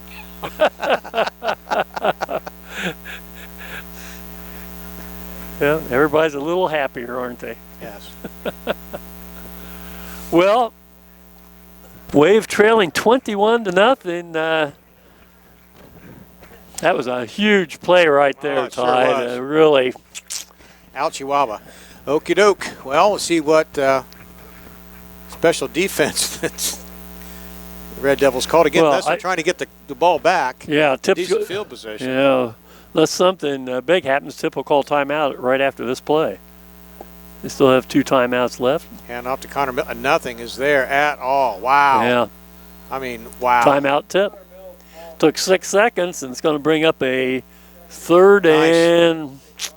Nice tackle by Nick Robbins. I tell you what, they're just teeing off right now. About 3rd and 11 at the Wave 24-yard line.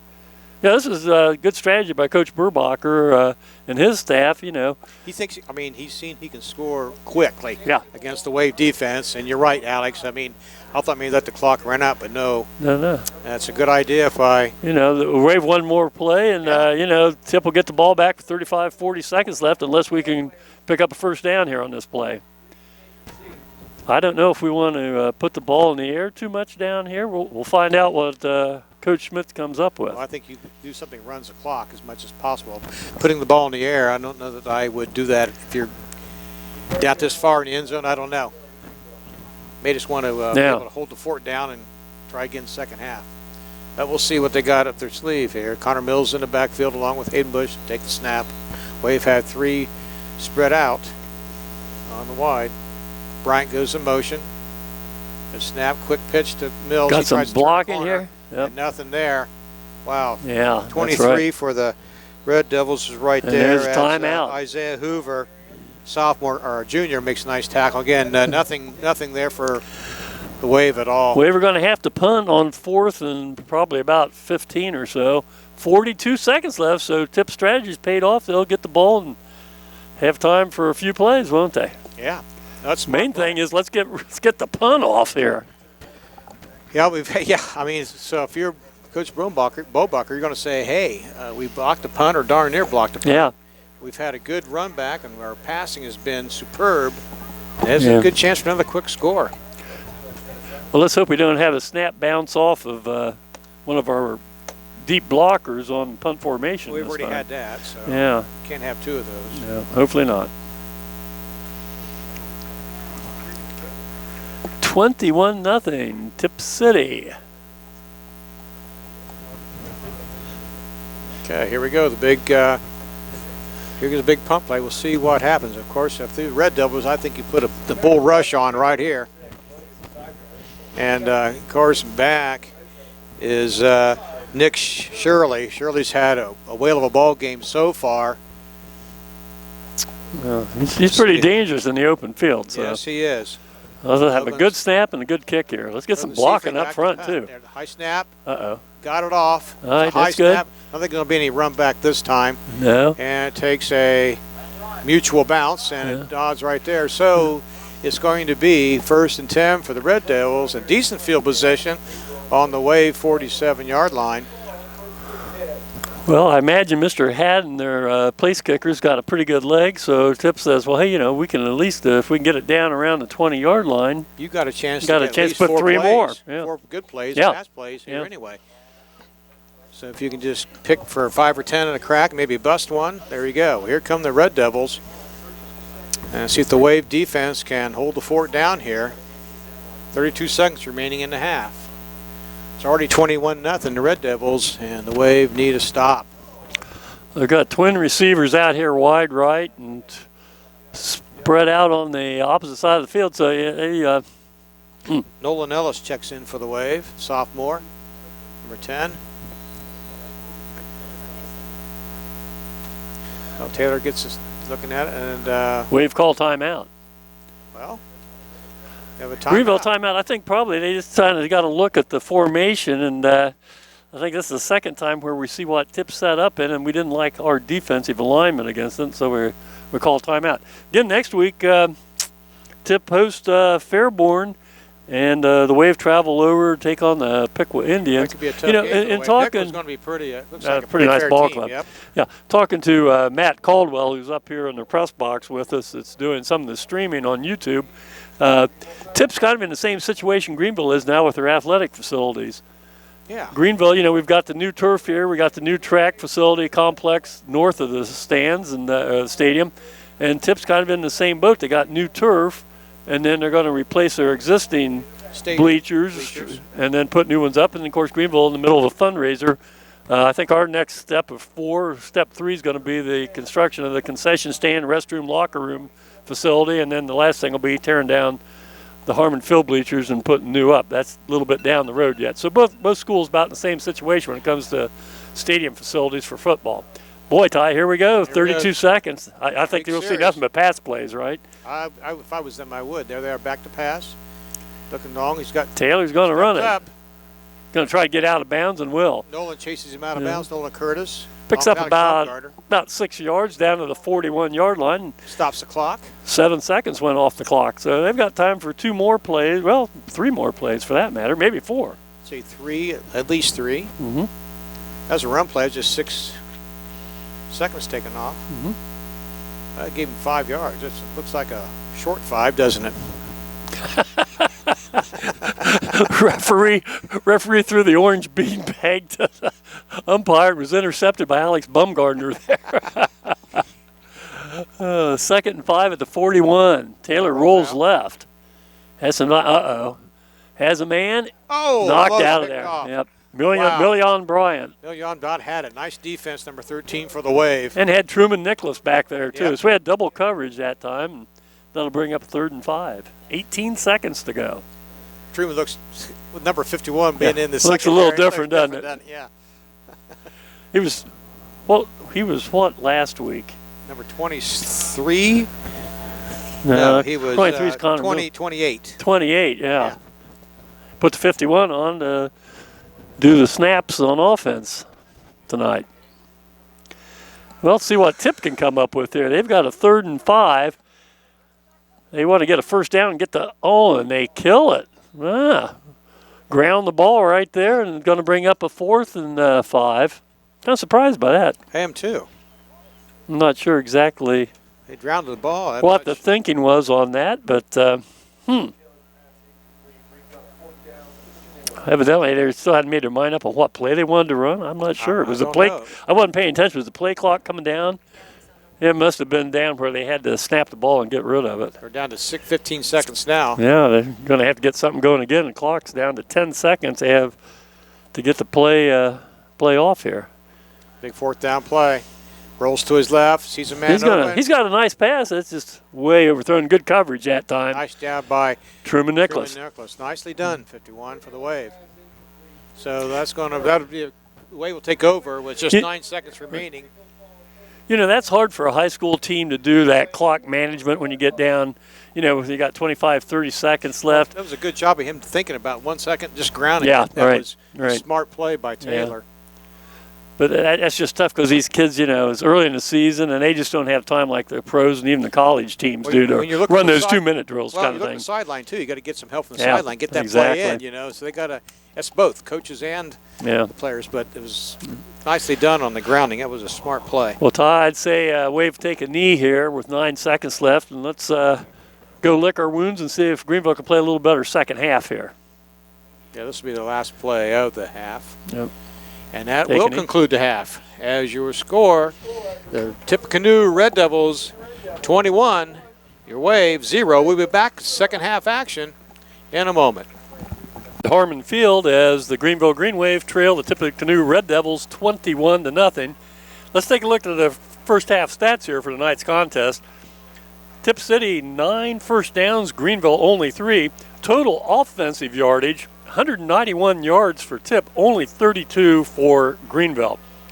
Key component here tonight, Tip's fumbled the ball 4 times. Greenville's recovered 3 of those 4 fumbles. Greenville put the ball on the ground twice, lost 1 of those. Big deal, Ty, penalties. Both teams really. Yep. Tippecanoe had hurt themselves, but they're able to recover. Greenville, on the other hand, has had 4 penalties for 61 yards, and they've not been able to recover those. So, again, this is one of those things. You look at the score here. It's 21-0. They got Greenville's time of possession, almost 15 minutes to only 9 for Tip City. Individually, Troy Taylor ran the ball 7 times for 62 yards. Griffin Caldwell 6 carries for 26 yards.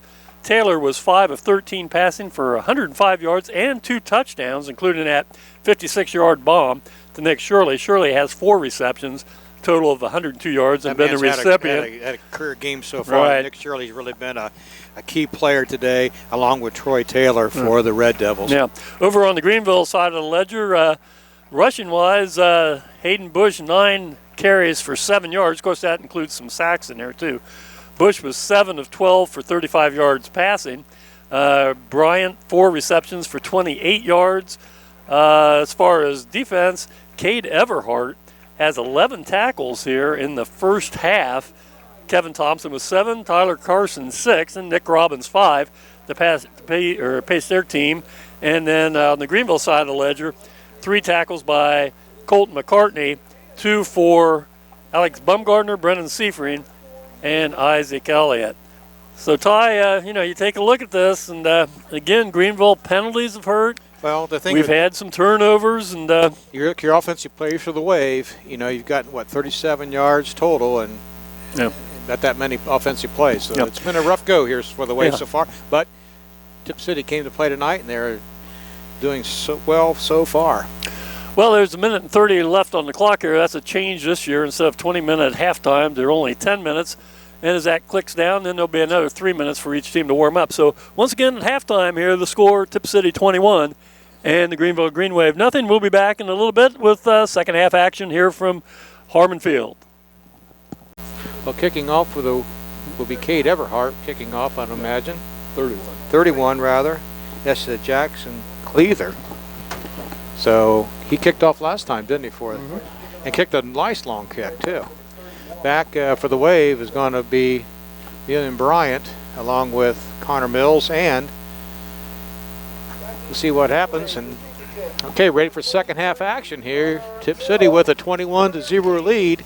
They'll be kicking off the Wave as we start second half action. Ty, once more, we're going to have to do something offensively here to try to get back in this ball game. I mean, it's not too late, but when you only have 32 yards in the first half on 34 offensive plays, you need to have a little more production than that. That's going to Connor Mills. Connor takes it at about the 10-yard line. He's up to his 20. And a nice, strong tackle brought down. Guess who? I take Cade Everhart brought that down. He had 11 tackles in the first half. And brought him down. A good, hard tackler. 21, a nice football player. 5'9", 162 pound. Not really big junior, but buddy, he puts a stick on you. Good job, number 21. Well, here we go for Greenville.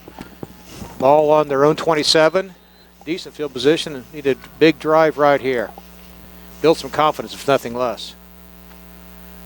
And off to Mills, he spins out of trouble, and he's going to be finally wrestled down. Nothing there at all. On the tackle, number 3, Cole Kopic. Was that a little different offensive set that time? It looked like Hayden Bush had moved up a step or two that time. Right. It was a real quick little snap and hitter that way, and Tip read it and played it well. Right now, there's no running going on at all up the middle. As the Red Devil defensive line is doing a yeoman's job tonight. A lot of beef up there, but doing a good job. And linebacker core behind him. Quick pass, he's looking and has a man across the middle for about a 3-yard gain. That's going to be DJ Zimmer. He'll only pick up a couple. It'll be a 3rd and long for the Wave. You know, Hayden Bush completed 7 passes in that first half, and I'd say 5 of them were over the middle that way. That was our only gains, if you remember correctly, for the Wave. Right. 3rd and 8 now, and ball at the Wave 30-yard line. Once again, glad you folks could join us out there as we stream this live in YouTube and under Tip City or Tippecanoe Red Devil football. Thank you for doing that tonight. That's right. Appreciate glad to have those folks along. And then, again, this game will be shown again on YouTube, and it'll be at the Wave at GHS at a later date. Nice down pass, and oh, did he catch it? Looks like he did. Wow. I tell you, it was a good hit, but that's Bryant with it. What a first nice down. Catch. What a nice pass and a nice catch. That was a bullet that time by Bush, and boy, me and Bryant made a nice catch. Million came to meet the ball that time too. There were 2 defenders right there, but Million went to the ball instead of waiting for it to get there. And nice first down. That was a nice reception. And good defensive coverage that time. It was just a perfect throw and a perfect catch. He's going to split out wide here along with Alex Baumgartner. Takes a snap, handoff the middle. No, he keeps it. Bush turns the corner. He's going to I got some room to run. Got it. Picks up maybe 6 yards. Good stick that time by Nick Robbins. Nick Robbins had some help with Kevin Thompson as well on the tackle. But the Wave will have a nice first down, 2nd down, and only 4 to go. Oh, showing a little life on offense right now, aren't we? 2 plays right there in a row there for positive yardage for the Wave, and it's been a long time coming here. If you're a Greenville fan, you want to see this continue on down the field, we need to get on the scoreboard sometime here. No. Uh-oh. Well, I don't know if that's was drawn off. Number 58 for the Wave, Isaac Elliott, grazed up, but I'm not sure if he was drawn off. Against Greenville. I don't know if there was a miscommunication on the snap. Looked like 1 or 2 of the Wave players went just a little bit early and the ball wasn't snapped right then. Well, that's unfortunate. There's another 5. Well, instead of 2nd and short, you're now 3rd and little. Well, no, it's still 2nd and long now. It's things like that make a difference, doesn't it, Alex? Yeah. Just little things. You know, Coach Schmidt acknowledged that after the ball game the other night. Said, you know, little things that we need to do, we didn't get done. So they're going to clean it up. Just, again, stick with this ball club. They're inexperienced. Right right. Wow. Tip man went for the interception. DJ Zimmer comes down with it. Yeah. Wow, what a gamble that was. It didn't pay off. As a nice pass completion on defense, the number 22, Jason Rindler, made a gamble. Yeah, and missed it. And just missed it. If he would have had it, it'd been a pick 6. Yeah. But DJ Zimmer was able to bring in the reception. Bush to Zimmer for a big first down. Yeah, that was just almost an interception. This is the 3rd time Greenville's had the ball in Tip territory here tonight. 1st and 10 at the Tip 41 with 8:58 to go, 3rd quarter. Nice little drive here this time. Come on, Connor. Nice block out there. Yeah. Wow. Nice. Gained about 8-9 yards there. Put a star on number 13, Million Bryant. What a nice comeback block to free Connor Mills that time. Good job, number 13 for the Wave. Well, the ball down at the 32, 33-yard line. 2nd and a long one. Well, Greenville trying to get back in this ball game here, and right now has Tip on their heels a little bit for the first time tonight. Let's keep him. Straight to the middle he goes, and be awful close to the first down marker. Boy. Brought down by a host of Red Devils that time. Hayden Bush got buried in there by Gavin Garrett. I'll tell you, number 70, we called his name Braden Swank was in there as well. 281 pound of pure beef, it looks like. He's a big young man out there. Looks like prime beef right there on the hoof. What. They got some mooseroos out there on the tip line. Well, it's 3rd and 1. Again, this is 4-down territory here, so. They're all packed in. Gonna get a block. There we go. Connor That should be good for the first down. Tough going in there, but a good job of the right side of that Wave offensive line. Push forward. Who's on the bottom for the Wave there? Nicely done. That's Truman Nicholas center. Good job. Push on that right side. But Truman's playing a good ball. He's done a nice job for the most part. He's done pretty well. First time he's played probably center in his life. Yeah. 1st and 10 at the tip 30. Greenville took the kickoff to start the second half and has gone steadily downfield. Threw that away. Yeah. I'll tell you, Hayden Bush is going to be a little sore tomorrow. Yeah. Even when he gets rid of the ball, he's getting drilled. Yeah, he got a thumping on there. A couple times he's taking his time getting up off the turf here. Lawson Cook put the pressure on him, put the pressure right on Hayden Bush that time, number 75. 6'1", 209-pound junior. MVL action here. It's week 2 of the season. Zimmer motion to right. Quick pass out to him. At his knees, a bad pass, really. But right they there. Blew that, yeah. Yeah, not a lateral that Jason time. Rindler put the stick on him. Well, that makes Mom happy. Mom's sitting over here beside us as part of the streaming telecast tonight. You think he took out that miss interception maybe on that hit right there. That was a good stick. Good stick. 7:12 left in the third quarter, and Greenville facing a 3rd and 10 at the tip 30-yard line as the Wave try to get back in this contest. Wave really need to get a first down and get a score here, get some confidence. They've been shut out 6 quarters now. Yeah. Bush rolls out to his left, looking under the pressure. Wow. Nice. Nice you hang catch. on? Yeah. Awesome. Alex Bumgarner. Alex makes a nice. And it's going to be a little short of the first down, so it's going to bring up a 4th. Doable. Well, see, we had a left-hand quarterback rolling to the left that time. He was able to get a little something on it. And nice catch by Bumgarner and good stick by the tip defender there. And Kate Comrack was on the defense. Well, this is a big play. 4th and 3 at the tip 23, and Greenville desperately trying to hang on to possession here. No. No. Batted down at the line of scrimmage, and Tip's defense holds. Yep.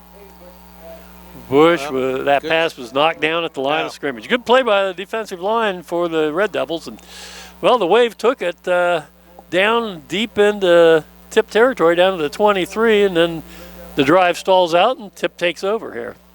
That was kind of a quick pass that Tip's defensive line put their hands up, nicely done, and bat that pass down. I'm not sure. Might have saved an interception by batting it down because it was well defended in the flat area by the secondary of Tip City regardless. Well, this Tip offense put 191 yards on the stat sheet here in the first half. Last week, they only had 208 altogether against Vandalia, so they came close to duplicating last week's output in the first 24 minutes of the night's game. Whole gobble of receivers out this side. Here's the pitch. Oh, I'll tell you what, Truman, what a nice job by Truman Nicholas. That was Griffin Caldwell with it. With the run, but Truman Nicholas, a good job fighting off a block to get in and make a tackle. Nice job, 51. What a nice game that young man is having tonight for the Wave. You can beat 21-0, and you're still having a great game. That's says you're really having a great game.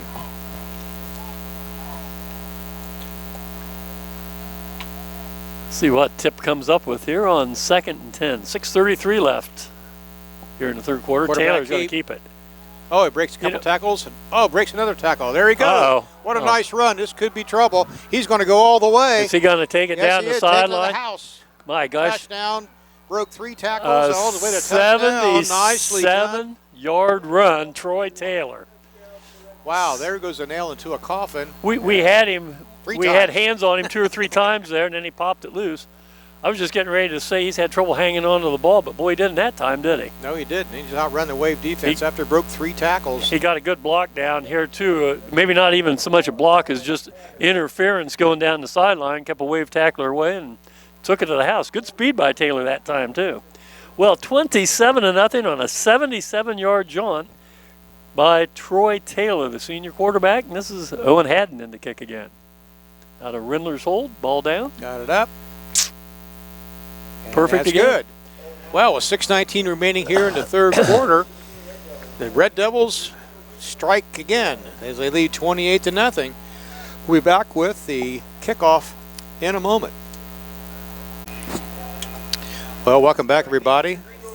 Wow, a big touchdown by Taylor that time, and that really... That's too bad. We'd taken the open kickoff and moved it down to the 23. Yeah. Couldn't convert, and then bang. Long run by Troy Taylor. And he broke a couple of tackles along the way. Just put a star beside that play for the young man. Here's a kickoff. That's gone back to Connor Mills, so bring it up.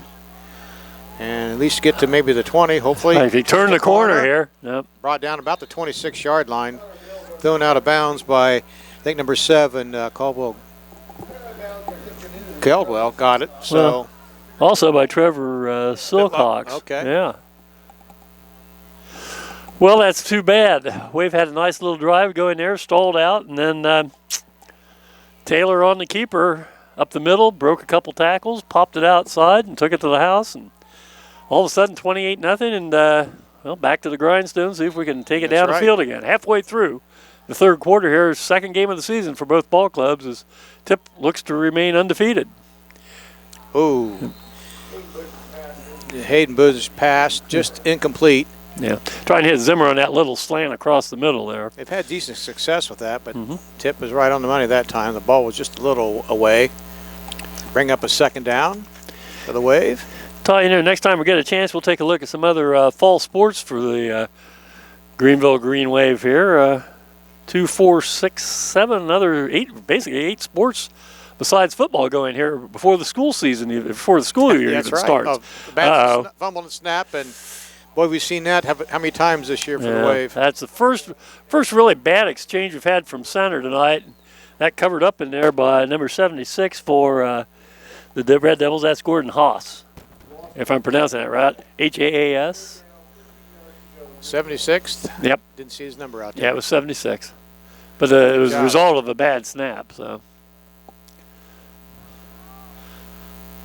well, 3rd and 13. Clock continues to run. And this is Bush. Under pressure. Pressure again. He breaks it. Oh man. Manhandled down. I'll tell you what, Hayden Bush is going to be one sore puppy tomorrow morning. He sure is. He's gotten pounded pretty well in there tonight. David Chavez in there for the Red Devils as well. He gained... Number 61. He had a good tackle in there. That was Ethan Royce, the junior. Yeah. Gained about a yard on the play, and it brings up 4th.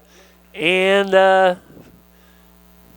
4th and 12. Or excuse me, 4th and 12. And Shively into punt for the Wave.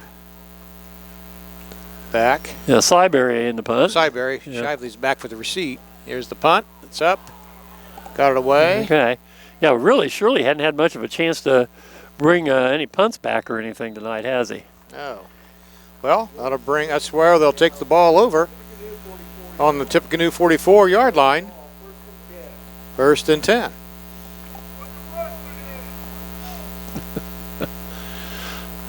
Well, a little impatience from some of the Greenville fans out there. A little anxious here, but yeah. I'm not sure we want to put the freshman in quite yet. 4:45 left, and Ty, we'll take a look. As I said earlier, some of the other fall sports going on here when we get the next time out on the field. We've got some good success going on. We got some stuff going right now, yeah.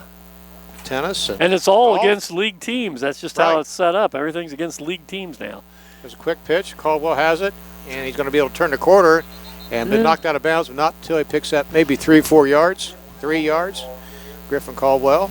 Yeah, you Greenville fans, Caldwell name, of course, Chip and Mary Ann Caldwell, longtime educators here in the school system, and Griffin's their grandson. Daddy is Matt Caldwell. Matt, one of the real good ball players we had here basketball-wise back in the 90s. Griffin played some varsity ball last year, if I'm not mistaken, as a sophomore. Basketball, that is.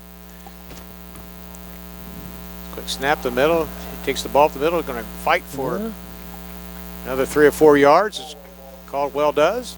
Brings up a 3rd down, about 4 to go, maybe 3, long 3. Into Greenville territory at the 49. Boy, Tip, no huddle here. Right there, get there before the wave gets set. And look at the sideline. Yeah. They've still got 23 seconds on the play clock. This is a place you see a lot of colleges do the same thing. Ohio State Right. get their line and then they'll stop and look. see what the defense has set or not set. Uh-oh. He just didn't get the ball there. Incomplete. Had a man open. Down. Yes, he did. 4th down, be interested to see what Oh, they're going to punt. Tippecanoe does. Yes, they're already going to punt. They got a 28-0 lead. They want to see if they can pin Greenville deep in their own territory here again. I thought they might be really overconfident and try to go for it again.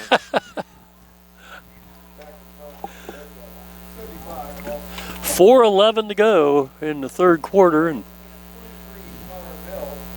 Lawson Cook back to punt, number 75. Plays some defense on the line as well. had to, And Carson Mills, this is kind of unusual to see a number 75 back punting, isn't it? yeah, he's the defensive line. Connor Mills back. Oh, man. Oh, Just got it out of there. Connor's calling for a fair catch and takes it at about the 21-yard line, the Wave 21-yard line. So with 4:04 remaining here in the 3rd period, the Wave will take over, trailing 28 to nothing. Yeah, let's take a look at some of these other fall sports here at Greenville High School. The girls tennis team under head coach Jim Kuntz, 6-3 overall. Emily Marshall, first team all league last year. Off to an 8-1 start at playing first singles this year. Volleyball. 4-2. Yep. A good start for the Wave there. Boys soccer 2-2. Girls soccer struggling right now, 0-3. Boys golf did a good job. Yeah. 6-2. Yeah, Brian Stickles got them going, 6-2, and Warren Hartzell averaging 41.3 strokes. And we'll come back and pick up on cross country and girls golf after this play. This is Bush. The middle to the right, he plows ahead for a few yards. Tough going in there. Connor Mills struggles for maybe 2 yards. Yeah. Girls golf 5-3. Kenna Jenkinson, a sophomore, averaging 37.25 strokes a 9. She is tough. She's really tough. Of course, her uncle Kevin Jenkinson's up here in the as a press box manager and everything. But Jeff yeah, Jenkinson and Dad. Yeah, Kenna's a heck of a good golfer. Yeah. We'll talk about cross country big meet tomorrow here at the City Park. And off right side, Mills bounces up. He still plows ahead again. Maybe 2 yards, maybe tough going. Boy, that is tough going right there, isn't it? That's going to be another gain of maybe 2, possibly 3. It's going to be 3rd and 6, and the ball's at the Wave 26-yard line. The other thing is boys and girls cross country tomorrow, Treaty City Invitational. That's always a big one. Yeah, and it's not as big this year because it's just coronavirus regulations. It's only league schools right now, where it used to be about 1,800 runners. We're going to probably have about 150 tomorrow, something like that, I think. That's too bad. That's how it is statewide, though, so that's where we're at right now. Here. Bush rolls out. Here he is over here getting the ball. Oh, that's got to be PI. Yeah. They didn't call that. Oh, wow. Well, that would have, Red Devils might have got away with one right there. Alex Bumgardner was open, got a shove in the back by Kay Carmack that time, about a half a second before the ball got there. Oh, the one line judge is standing right there in front of it. Oh, boy. Yeah, that's too bad. That could have been called, but was not. Evidently it wasn't.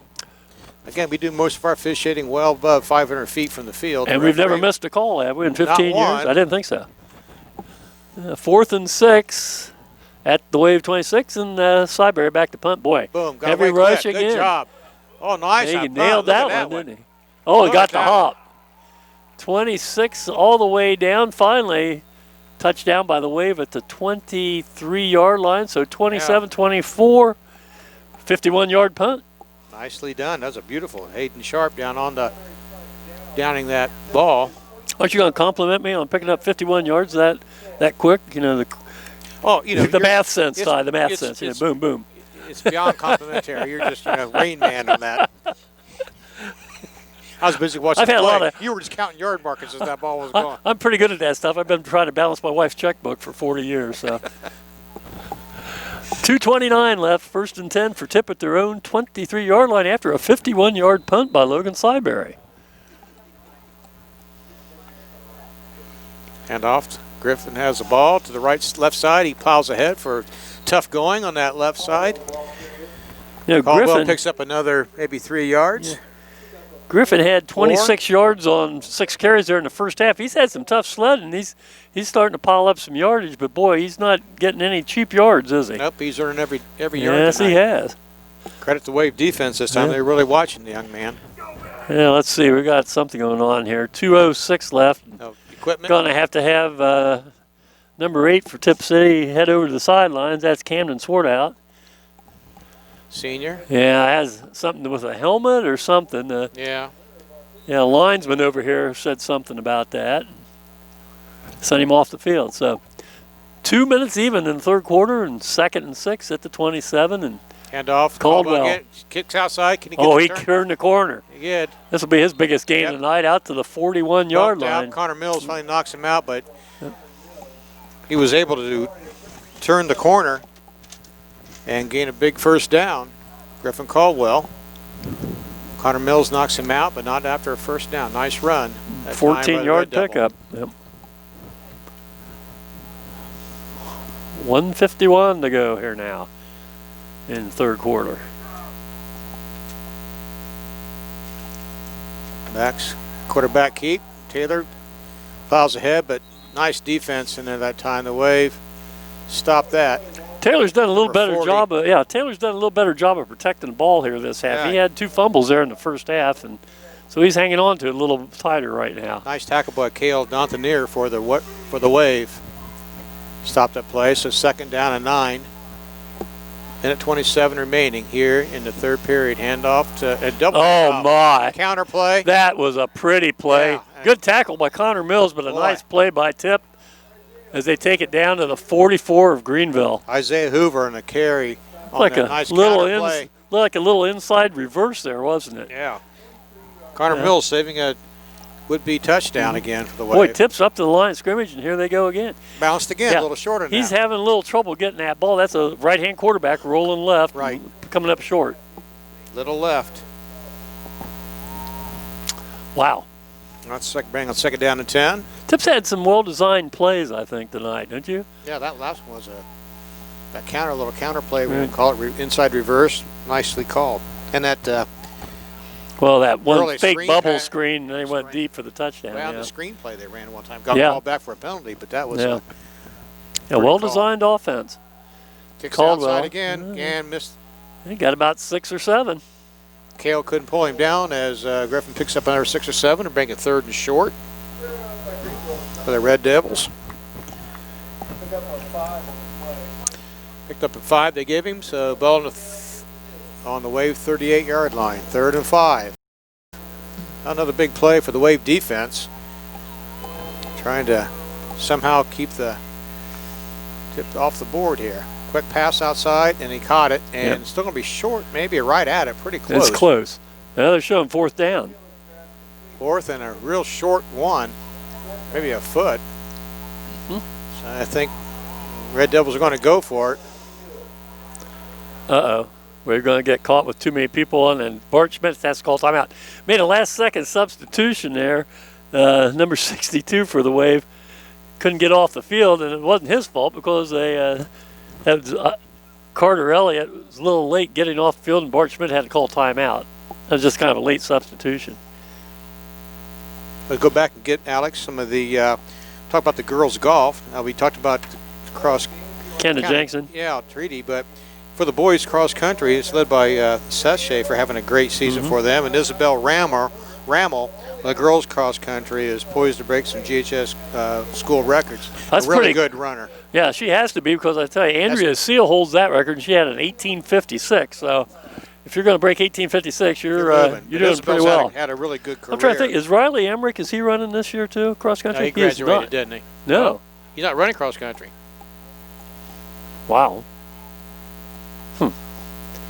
Well, that's a big meet that's held out here at the Altar of Peace over in the city park, and that takes place tomorrow here in Greenville. So Tip will be bringing their people over for that, I'm sure. Tip's always had good, strong cross-country programs, too.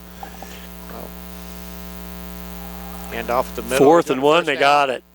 Man, not only got it, but picked up about 4 or 5 yards. Well, we're down to 40 seconds to go here in the third quarter. So Tip young man down there. We don't see that. Somebody's hurt, yeah. Slow to get up. Is that number 8? It's a single-digit number. I can't see. Camden Swarthart? Can't tell from here. You don't want to see that. No. Well, anyhow, 41 seconds to go here. Now it looks like they're going to stretch it out. Let's hope that's all it is. 41 seconds to go in the third quarter, and Tip sitting on a comfortable, I'd say right now, 28-0 lead. Again, next week, Greenville travels over to take on the Piqua Indians, and Tip hosts the Skyhawks of Fairborn High School. And we'll be halfway through. Half the season. Through the season. Anyway. It's going to be interesting, Ty. You know, with the every team making the playoffs, and then if you get knocked out, you have the opportunity, if you wish, to schedule extra ball games. Right. It'd be interesting. So who does. right now, the last 2 or 3 games of, if there are 2 or 3 extra games, is up in the air. Who are you going to play? And do they want to play? And do they want to play? Yeah, that's the whole deal there. So it depends, you know. You got hot in the playoffs. It's kind of like Indiana. Indiana does that. They play 9 regular season games, and then everybody's in the playoffs. The only problem with that is then you think it's bad in some of these first-round games, the way it's been in the past, where you have a 1-8, and it's like a 50-point blowout. Yeah. It happens with just 8 top and I'm not sure how they're going to do that, because they're not going to have, 75. Yeah. He's back up and running, so that's good to see. That's Lawson Cook. Yeah. Junior. He's it wasn't a single number. It looked like a single number. It looked like big. You can only see one of the numbers. But he covered up the 7. All I saw was a 5. But I thought it could have been 8 from this angle. But anyway, good to see him getting off his own power and look maybe like a Charlie horse. We hope that's all it is. He's one big hombre there, isn't he? Yes, he is. You know, wait until he gets off. Maybe he has an Achilles cramp. Here we go. 1st and 10 at the Wave 30 for the Red Devils. Thought about tripping it. Yeah. That's been a busted play. It wasn't quite right there. He looked at hitting somebody. It wasn't right there. Yeah, so. something wasn't synced up that time, was it? Able to get a yard. Brian Sefring, Brennan, he's had a nice game. Called his name a lot tonight, haven't we? 52 for the Wave senior. Done a good job in there at linebacker.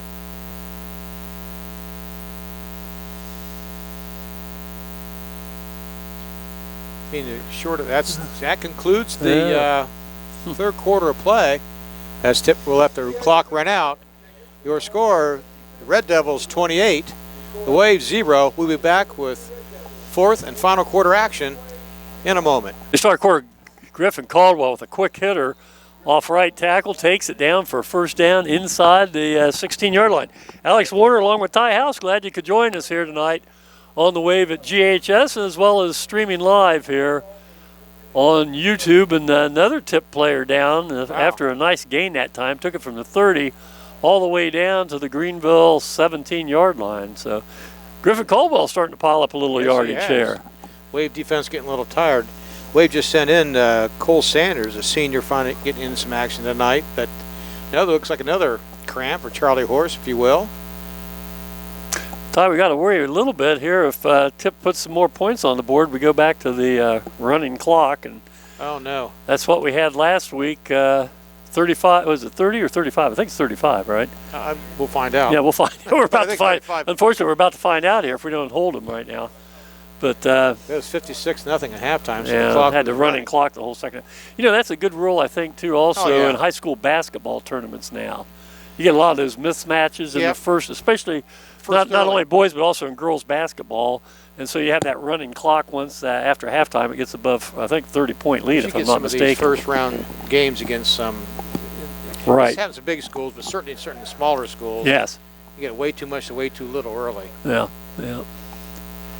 Well, I hope the young man's okay. That's a second. Hey, Red Devil to go down. We got some football cranking up here. I think some college games going to be played here. Well, I hope the Big Ten comes through. Well, I don't know. They're going to have to make their mind up, or they're going to be. Well, seeing that the president is leaning for some kind of fall. She said, well, fall is all the way through December, so I think that'd make a lot of folks. Well, I know that the Big Ten office, the commissioner, his first year on the job is taking a ton of heat right now. Looks like good to see Mr. Caldwell walking under his own power. Probably a Charlie horse. We hope that's all it was. So he's under his own power. It's really good. So good to see that.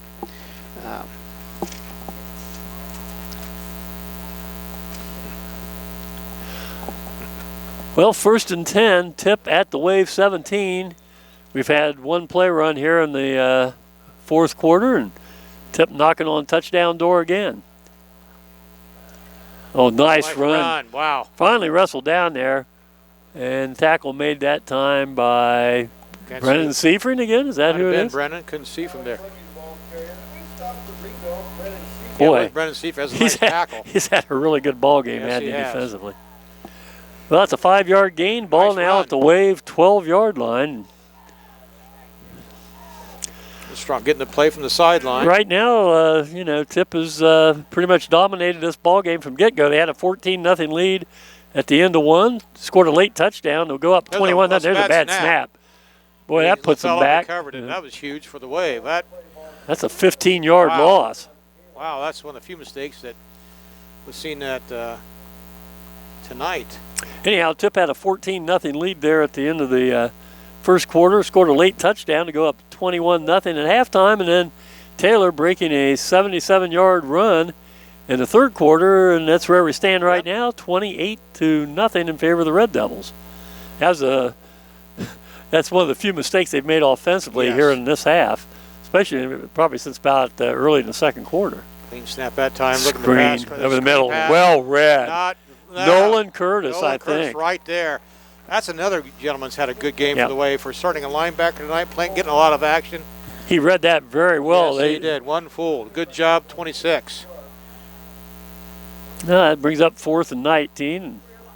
Was that Nathan? Was that Sharp or was that Nathan Sharp, I guess? Was it Nathan Sharp or Hayden Sharp? Hayden Sharp. I thought it was Nolan Curtis, but nope, it was 25. 25, 26. I tell you what, we're just a little dark at that corner of the field. You think, Ty? I know we said that last week. Yeah, like I know. Either the lights fading or our eyesight is. Probably the latter. Yeah, that's what I'm afraid of. Uh-oh. Man open, way back for defense, and knocked away nicely. Yep. Good job, Connor Mills coming over, and also good coverage in there by, who was that? That's Truman Nicholas? Yeah, Truman Nicholas is back there as well. He's had a really good game. He called his number a lot. Connor Mills has been one of the mainstays, both offensively and defensively, for this Wave ball club tonight. Well, we stop them. It's 28-0, 9:49 to go, and boy, you'd like to think, Ty, we could get on the board. I'd hate to start the season being shut out twice. And that's where we're standing right now. That's where we're standing right now. 7 quarters without a score. And the closest we got's been about 20-some yard line. So we've that's been this game. It's been this game, and that was only one time, right? Yep. If I remember correctly. Yeah. Usually it's 3 and out, or here we go. Okay, Bush in the backfield once again. We'll take the snap. We'll see if the Wave can make a go this time. Quick pitch out to Mills, going to try to turn it, but boy, hemmed in by a lot of white jerseys. Oh, man. Yeah, they played that really well. Yeah, nobody was there to, wow. I'm trying to think back, Looks Ty. like they have 25 players out there in the white jerseys that time. They were all over it. They're pretty disciplined on defense, Tip is. I can only think they had the one miscommunication in the backfield when we misfired on a long pass. Yeah. Other than that, these kids know their assignments pretty well, and they're kind of plugging up the lanes as far as running, and they've done a pretty good job. In Greenville, we haven't been able to get that little pass over the middle. We've kind of found that soft spot in their defense there in the second quarter and just haven't done much with it. Uh-oh. And low snap and in it right away, but it's just teeing off right now. It's a lot of fun if you're a Red Devil right now, you're having a lot of fun. Yeah, all you Red Devil fans out there watching this being streamed, you're probably having a little fun too, I'd imagine. Yeah. Matt Caldwell said a bunch of Tip students gathered at somebody's house watching it on the big screen and so forth. Their ball club with a 28-0 lead here, and we're under 9 minutes to go now. Back to pass to Bush. He looks. He's under pressure. There we Flips it go. off to Hayden Sharp. Hayden runs out about the 20-yard, 30-yard line almost, but it's still going to be way short of the first down. There's a nice play. Good job by Bush to get out of the problem and get a pass off. Unfortunately, it's 4th and 7, and Wade will have to punt again. Well, if you want to look at some positives, Ty, right now we gave up 56 to City last week. We've only given up 20 halves, so that's, what, 50% improvement, right? That's the way to look at it. I'm looking at all the positives I can find right now. Glass is half full. That's the way I like it. Kind of like a man going under for the third time. You're grasping for anything, but that has been an improvement that way. For sure. Well, he got off another nice one. Wow. Logan Syberry could be star of the game for the Wave right now. He's been our best defense. There we go. Nice punt. 22 and 20. Another that's back-to-back 51-yard punts. Way to go, Lakin. 30. Logan Syberry, nice punt. 2 nice punts in a row. Right. Nicely done. Well, that helps the Wave defense out. Gets good position That's there. back-to-back 51-yarders. Oh, wow, sweet. And for those of you keeping score at home, just trust me, that's 51 yards each time. I could say 61, 32, they never know, right? You can send your cars a letter to the Ty Warner Network. That is pretty cool. Number BR549. That's your number. The Ty Warner Network. You think after 15 years of football we'd get better at this, but we have fun, right? Well, yeah, that's it. We learn to grin and bear it. That's right. Yeah, I guess you could almost say this one's all over by the shot. I mean, let's see if we can just play decent football the last 6-7 minutes here. Quarterback keep. He's trying to get outside. Wave gun in pursuit. He's not going to get there. Yeah, that's a new quarterback in there Nolan too. Curtis. That's Gavin Garlitz. He played a little bit last week. Completed 2 passes, if I'm not mistaken, when I was looking up some stats. Second team in. Looks like they got some backups in. Probably some of these now. Garlitz is a senior, if I'm not mistaken, isn't he? Number 12. No, he's a junior. Number 3. He's a junior. These two teams will have a reserve JV contest tomorrow over at Tip City. Probably kickoff time about 10 o'clock in the morning, so get some of these kids home, a little sleep, and go right back at it. Hand off the middle. He's going to be bulldog down the left side there.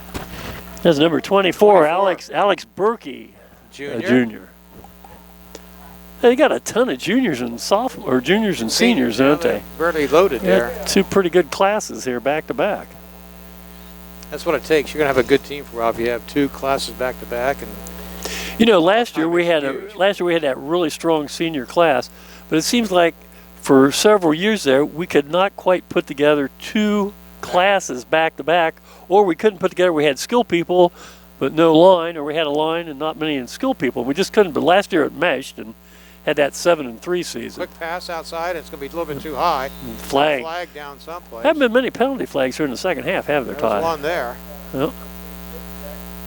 I hope it was like a holding or something.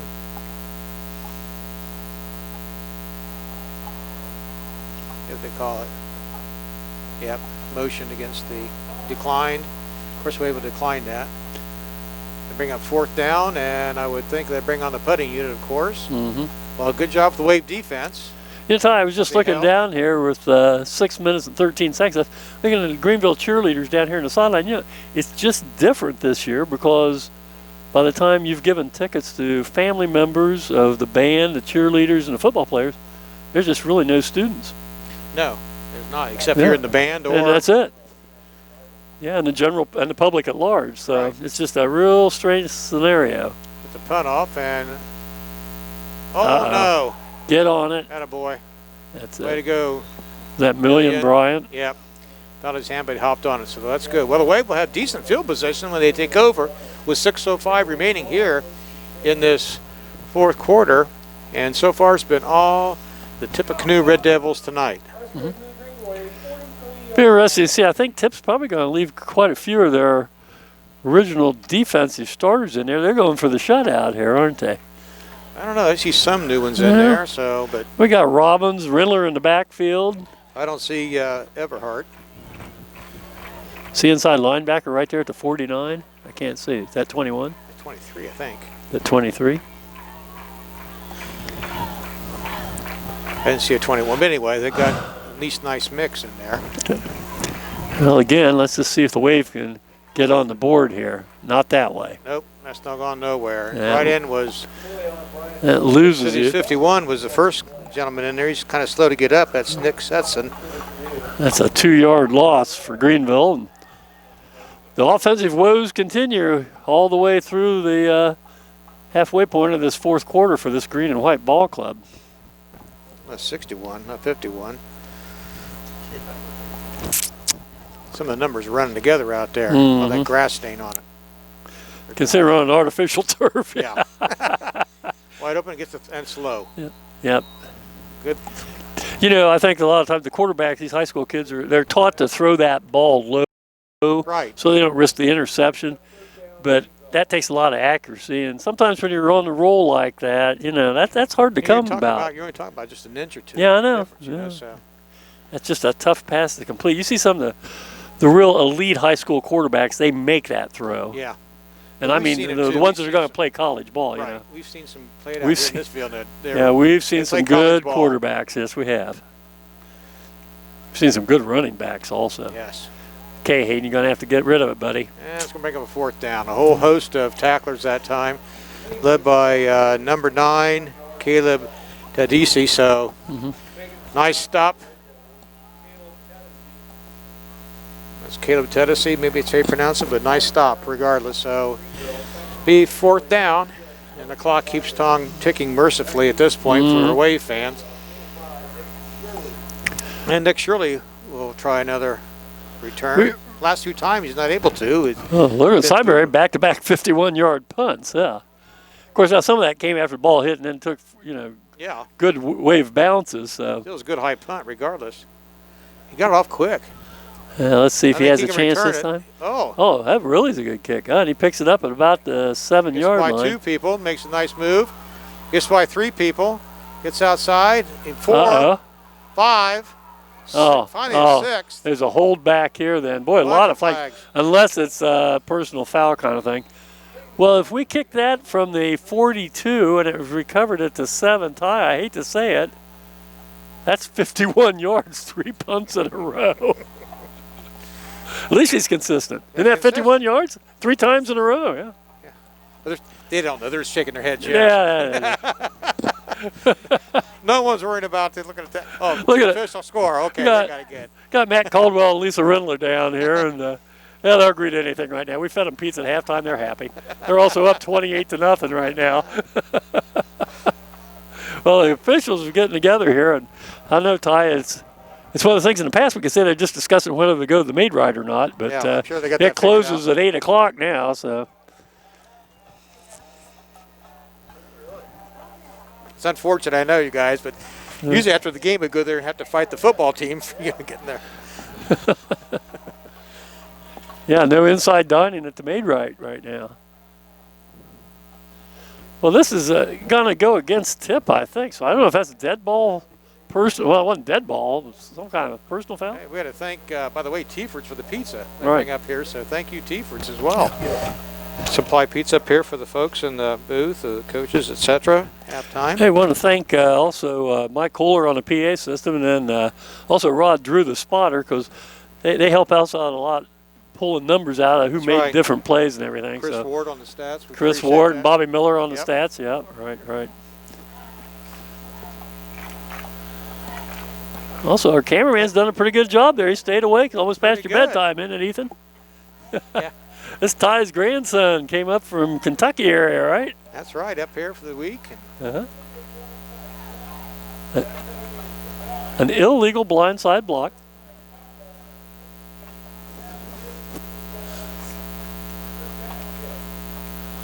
Half the distance to the goal on the receiving team. Wait a minute, what are we doing here? I think he meant on the receiving team. He said kicking team, it's the receiving That's what I team. thought, Yeah. Well, they had a choice of a couple penalties there, and Bart Schmitz chose to go with the big one. Yeah. Unsportsmanlike conduct. So I don't know what that was about, but it takes it clear back to the 8 or 9 yard line. 4:28 to go, and Tip, like they have all night, had a comfortable lead here, 28-0. Just going to kind of run this clock down and go home with a victory across the Miami County line. Hand off, nice run. Yeah. Just 2 yards, maybe back to the line of scrimmage. It was pretty tough going there. The wave, left side of defense, outstanding job that time. Hard to see who was in on the tackles. A host of wave right in there. Well, Tip's got their second team offense in there pretty much. And I do give credit for a 1-yard gain. Brennan Sefring on the tackle. Again, Brennan's have a real nice ball game. Nolan Curtis, nice ball game. Million Bryant, nice ball game. Truman Nicholas, nice ball game.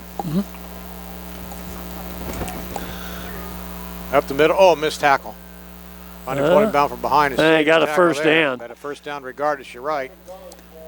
And, you know, by the time they marked the ball and started to play, we're going to be down around the 3-minute mark. And so that A.J. Schaefer in the game, I guess, made the tackle over the wave. Well, that's Aaron's. Aaron, athletic director Aaron Schaefer's son, sophomore, yes. Number 53 is out there. Yeah, ball mark play. Defensive end. Yeah, that's going to be right. Ball snap just about the 3:05 mark here. You know, they could run about 4 plays, another first down. That'll be the ball game. Handoff once again. 1 or 2 tough yards for the Red Devils. That Hayden Sharp on the bottom of that. Hayden Sharp and A.J. Schaefer on the tackle.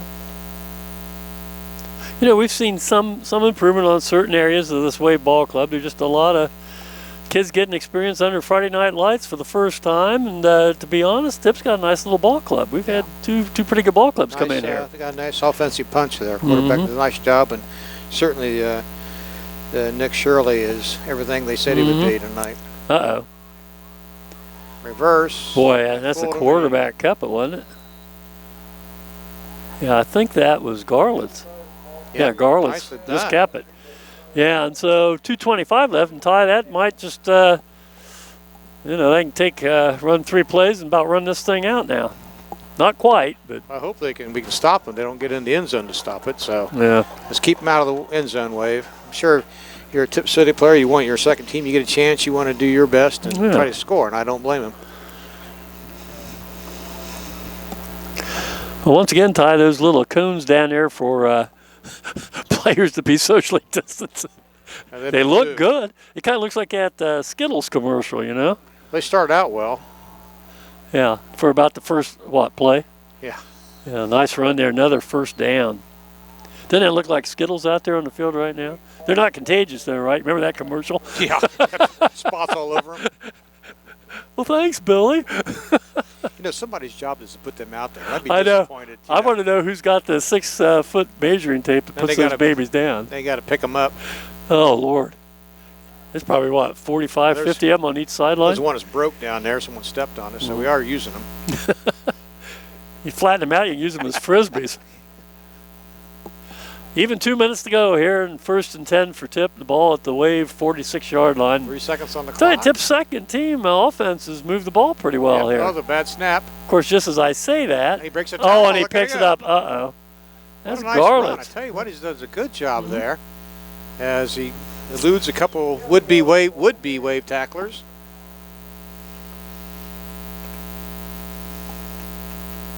And the clock mercifully runs right now.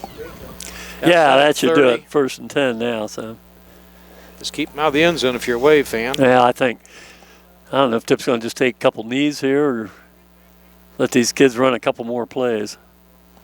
Well, we'll see here. Probably let the kids run some plays, maybe. Well, we're down to 1:15. Let's see what they do. Yeah, they are. Run the ball. You can't blame them, but you can't quit. That's some excitement on the Tip side. Yeah, that must be. Must be a favorite player of theirs over there. Somebody got in and. That's who is that? Couldn't see who ran the ball that time. 27. Was it 27? Braden Clausen. Yeah. Okay. Yeah. Good for him. I don't know, but it brought some cheers. Yeah, I was going to say. They were I looked down here to make sure it wasn't the Greenville sideline. What was that all about? Brought the Tip crowd to their feet. They were happy, or the players were happy. Well, I think you'll see one more play run here, Ty, and that'll just about wrap it up. There he goes again, straight the middle. They're running hard. Yes, it is. Yeah. Finally brought down by a host of Wave tacklers. Yeah, that'll be the last play of the ball game here. So, well, hey, Tip City goes to 2-0. No, they're going to line up. Now, why would you do that? There's only 17 seconds left. I'm on. Just let it go. Yeah, they're going to now. Well, Tip City. Nicely done. Tip City goes to 2-0 with a 28-0 win over the Wave, and they came over here and pretty much dominated this ball game from the get-go and take home a MVL win. Todd will be back in just a minute. We'll take a look at tonight's stats and wrap things up here as you watch high school football on YouTube. Well, a tough loss for the Wave tonight as they come a little short, but 28-0 as the Red Devils come over from Miami County and shut us out tonight. It was all Red Devils actually. If you take a look, Alex just set the total yardage. It was 387 yards for Tip, and the Wave could only muster 90. Most of the 82 of that was in the air, and only 8 rushing yards tonight. So a good job defensively for Tip City, but the Wave offense shutting out now 8 straight quarters. Yeah, we're going to have to get something going offensively because we're putting a lot of pressure on our defensive unit because not only are we not scoring, but we're not getting ourselves out of a hole. And so both Sydney and Tip had short fields. Right. And they both teams, to their credit, they took advantage of it. Yep. And, it goes up 21-0. I tell you, the killer, it was 14-0 late in that first half, and then they broke the pass play for 56 yards, and that just took what little air was in the Wave sail out of it. And that was big. And as after we had them on, they had a penalty back, come back, and it just typical bad things happened for the Wave. Well, we got to come and suit up and get them next week, Alex. We go to another tough game as the Wave head over to Miami County one more time to play a tough Piqua Indian Ball Club. So, yeah. And now the next time the Wave come home is going to be against Vandalia Butler's Aviators, and Butler, this ball club from Tip handled them fairly easily last time. So, that's a game that, we might be able to hang in there with. And unfortunately, you and I, neither one will be here for that. Yeah. I think Randall Bowman will be here along with either Kyle Kager or Tim Cundiff or both. We'll be Wally Pips if they win. Yeah, we might never be allowed back on the air after that. Anyhow, you just look at the stats, and it was just pretty much a dominant performance. Yeah, much to say. There's some good plays. You got to give credit to Tip's offense. Troy Taylor had a great game, and their wide receiver. Yeah, Nick Shirley. Yeah, really nice ball player. And then they have some real nice defensive players. That Kate Everhart had a big game tackle-wise, along with Kevin Thompson. And